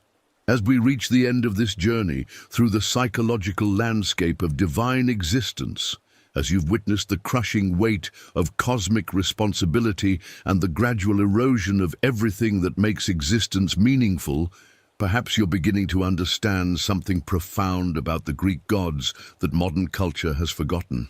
These weren't power fantasies or wish fulfillment. They were warnings about the terrible cost of ultimate power and the devastating burden of infinite responsibility. The ancient Greeks who created these stories understood something about divine nature that we've lost in our modern romanticization of godhood. They knew that power without limitation becomes torture, that knowledge without boundaries becomes madness, that existence without end becomes meaningless. Their gods weren't enviable beings living perfect lives. They were tragic figures, trapped in cosmic roles that demanded the sacrifice of everything human and valuable about existence. When you see Zeus portrayed as paranoid and tyrannical, you're not witnessing character flaws. You're seeing the inevitable psychological result of carrying ultimate responsibility for universal order, while knowing that every decision you make will create both salvation and suffering in measures you can't predict or control. His cruelty isn't sadism, it's the emotional numbness necessary to function when empathy would mean madness. When you witness Hera's elaborate revenge schemes against Zeus's lovers and children, you're not observing petty jealousy. You're seeing the desperate attempts of an immortal being to create meaning and purpose in an existence that offers neither. Her vindictiveness is the only way she can exercise agency in a cosmic system that reduces her to a supporting role in her husband's eternal drama. When you watch Apollo's pride and perfectionism driving him to destroy anyone who challenges his supremacy, you're not seeing arrogance, you're witnessing the psychological defenses of someone who knows that any sign of weakness or failure will be exploited by divine rivals who have eternity to plan elaborate revenge. His narcissism is armor against the cosmic vulnerability that comes with immortal existence. When you observe Artemis's violent protection of her virginity and her brutal punishment of anyone who threatens her independence, you're not seeing prudishness. You're watching someone who understands that emotional attachment in the divine realm means centuries of manipulation, betrayal, and psychological warfare. Her isolation is the only form of self-protection available to an immortal being in a world where love becomes a weapon. The Greek gods' apparent cruelty toward mortals isn't evidence of their evil nature. It's the inevitable result of beings who have learned that kindness creates consequences they can't control or prevent. After watching thousands of years of well-intentioned interventions lead to unexpected suffering, after experiencing the guilt of causing more harm through help than through neglect, they've developed the emotional distance necessary to function in their cosmic roles. Their seeming arbitrariness in dispensing justice isn't capriciousness. It's the recognition that cosmic morality operates on principles that transcend individual fairness. They've learned that perfect justice for individuals creates injustice for communities, that mercy for the guilty requires cruelty to the innocent, that every moral choice is simultaneously right and wrong, depending on the temporal and cosmic perspective you use to evaluate it. Their endless conflicts with each other aren't signs of divine immaturity. They're the natural result of immortal beings with incompatible cosmic responsibilities forced to coexist forever in a system that requires cooperation but makes trust impossible. When cooperation means subordinating your divine domain to someone else's agenda, when compromise means accepting responsibility for consequences you can't control, conflict becomes inevitable and eternal. The most profound tragedy of the Greek gods is that they remember what it was like to care, to love, to hope for better outcomes. They carry the emotional memory of their former humanity while being trapped in cosmic roles that make human values impossible to maintain. They're not beings who never possessed empathy. They're beings who were forced to sacrifice their empathy to survive their divine responsibilities. This is why the Greek gods deserve our respect rather than our judgment. They carry burdens that would destroy any human mind, make choices that have no good options, and sacrifice everything that makes existence meaningful to maintain the cosmic order that allows mortal life to continue. They're not failed moral examples. They're cautionary tales about the price of ultimate power and the terrible responsibility that comes with cosmic knowledge. The ancient Greeks understood that divine power is not an aspiration, but a cosmic punishment, the cruelest form of justice imaginable, where beings are granted infinite capability but saddled with infinite responsibility that makes the use of that capability a source of eternal suffering rather than joy. The gods represent what humans would become if granted our greatest wishes: immortal, powerful, and utterly miserable. When you pray to gods or dream of divine power, you're asking for a fate worse than any mortal suffering. Death, disease, poverty, heartbreak, all of these are temporary conditions that end with mortal life. But divine existence is eternal suffering with perfect memory, infinite responsibility with impossible choices, and unlimited power that can only be used to create more problems than it solves. The Greek gods didn't fail to be good. They succeeded at being divine, which requires the abandonment of every human value that makes existence worthwhile. Their stories aren't entertainment or moral instruction. They're warnings about what happens when beings acquire power without the limitations that make power bearable and meaningful. Every cruel act committed by a Greek god represents a moment when cosmic necessity overrode human compassion. Every arbitrary punishment reflects a decision where divine responsibility conflicted with individual fairness. Every act of divine violence demonstrates what happens when immortal beings try to maintain universal order through methods that transcend mortal understanding of justice and mercy. The true tragedy of divine existence is not that gods are cruel, but that they remember kindness. Not that they're arbitrary, but that they once believed in fairness. Not that they're violent, but that they still carry the emotional scars from when they tried to be gentle. They're not monsters who never possessed human values. They're former humans who were forced to sacrifice those values to serve cosmic purposes that mortals can't comprehend. So before you envy divine power, before you wish for immortality, before you dream of cosmic authority, remember what you've learned tonight. Remember the psychological weight of infinite responsibility, the isolation of eternal existence, the moral impossibility of cosmic decision-making. Remember that every beautiful marble statue depicting serene divine faces is showing not peace, but the emotional emptiness necessary to survive infinite suffering. The Greek gods aren't role models or power fantasies.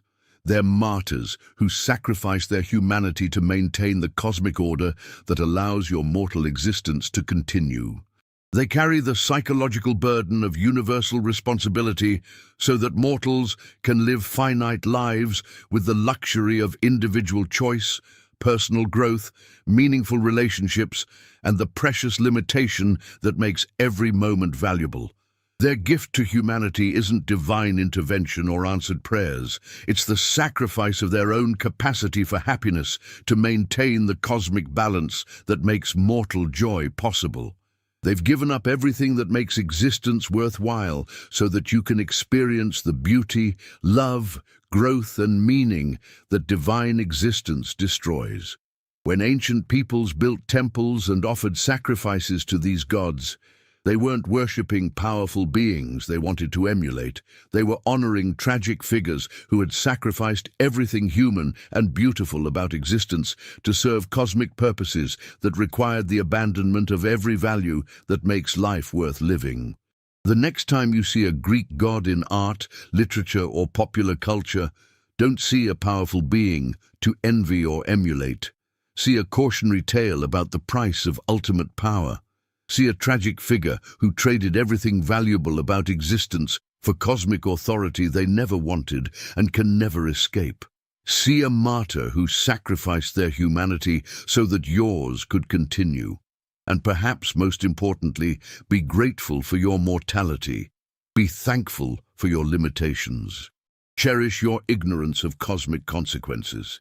Embrace your inability to control universal forces. These aren't weaknesses to overcome. They're the very conditions that make human existence beautiful, meaningful, and worth preserving. The Greek gods, in all their apparent cruelty and arbitrariness, are actually the greatest lovers of humanity who ever existed. They sacrificed their own capacity for love, joy, peace, and meaning to maintain the cosmic conditions that allow mortals to experience these precious gifts. Their divine existence is a form of eternal service to human happiness that costs them everything that makes existence worthwhile. So sleep well tonight, secure in your mortal limitations, grateful for your finite existence, appreciating the beautiful boundaries that make your life meaningful. And remember that somewhere in the cosmic order, immortal beings who once possessed humanity like yours continue their eternal sacrifice, maintaining the universal balance through suffering you can't imagine, carrying responsibilities that would destroy your mind, making choices that have no good options. Also, that you can drift off to sleep with the luxury of human dreams, human hopes, and human peace. The gods aren't watching over you because they want to control you. They're watching over you because they love what you represent, the humanity they sacrificed, the limitations they lost, the mortality they can never reclaim. You are everything they once were and can never be again.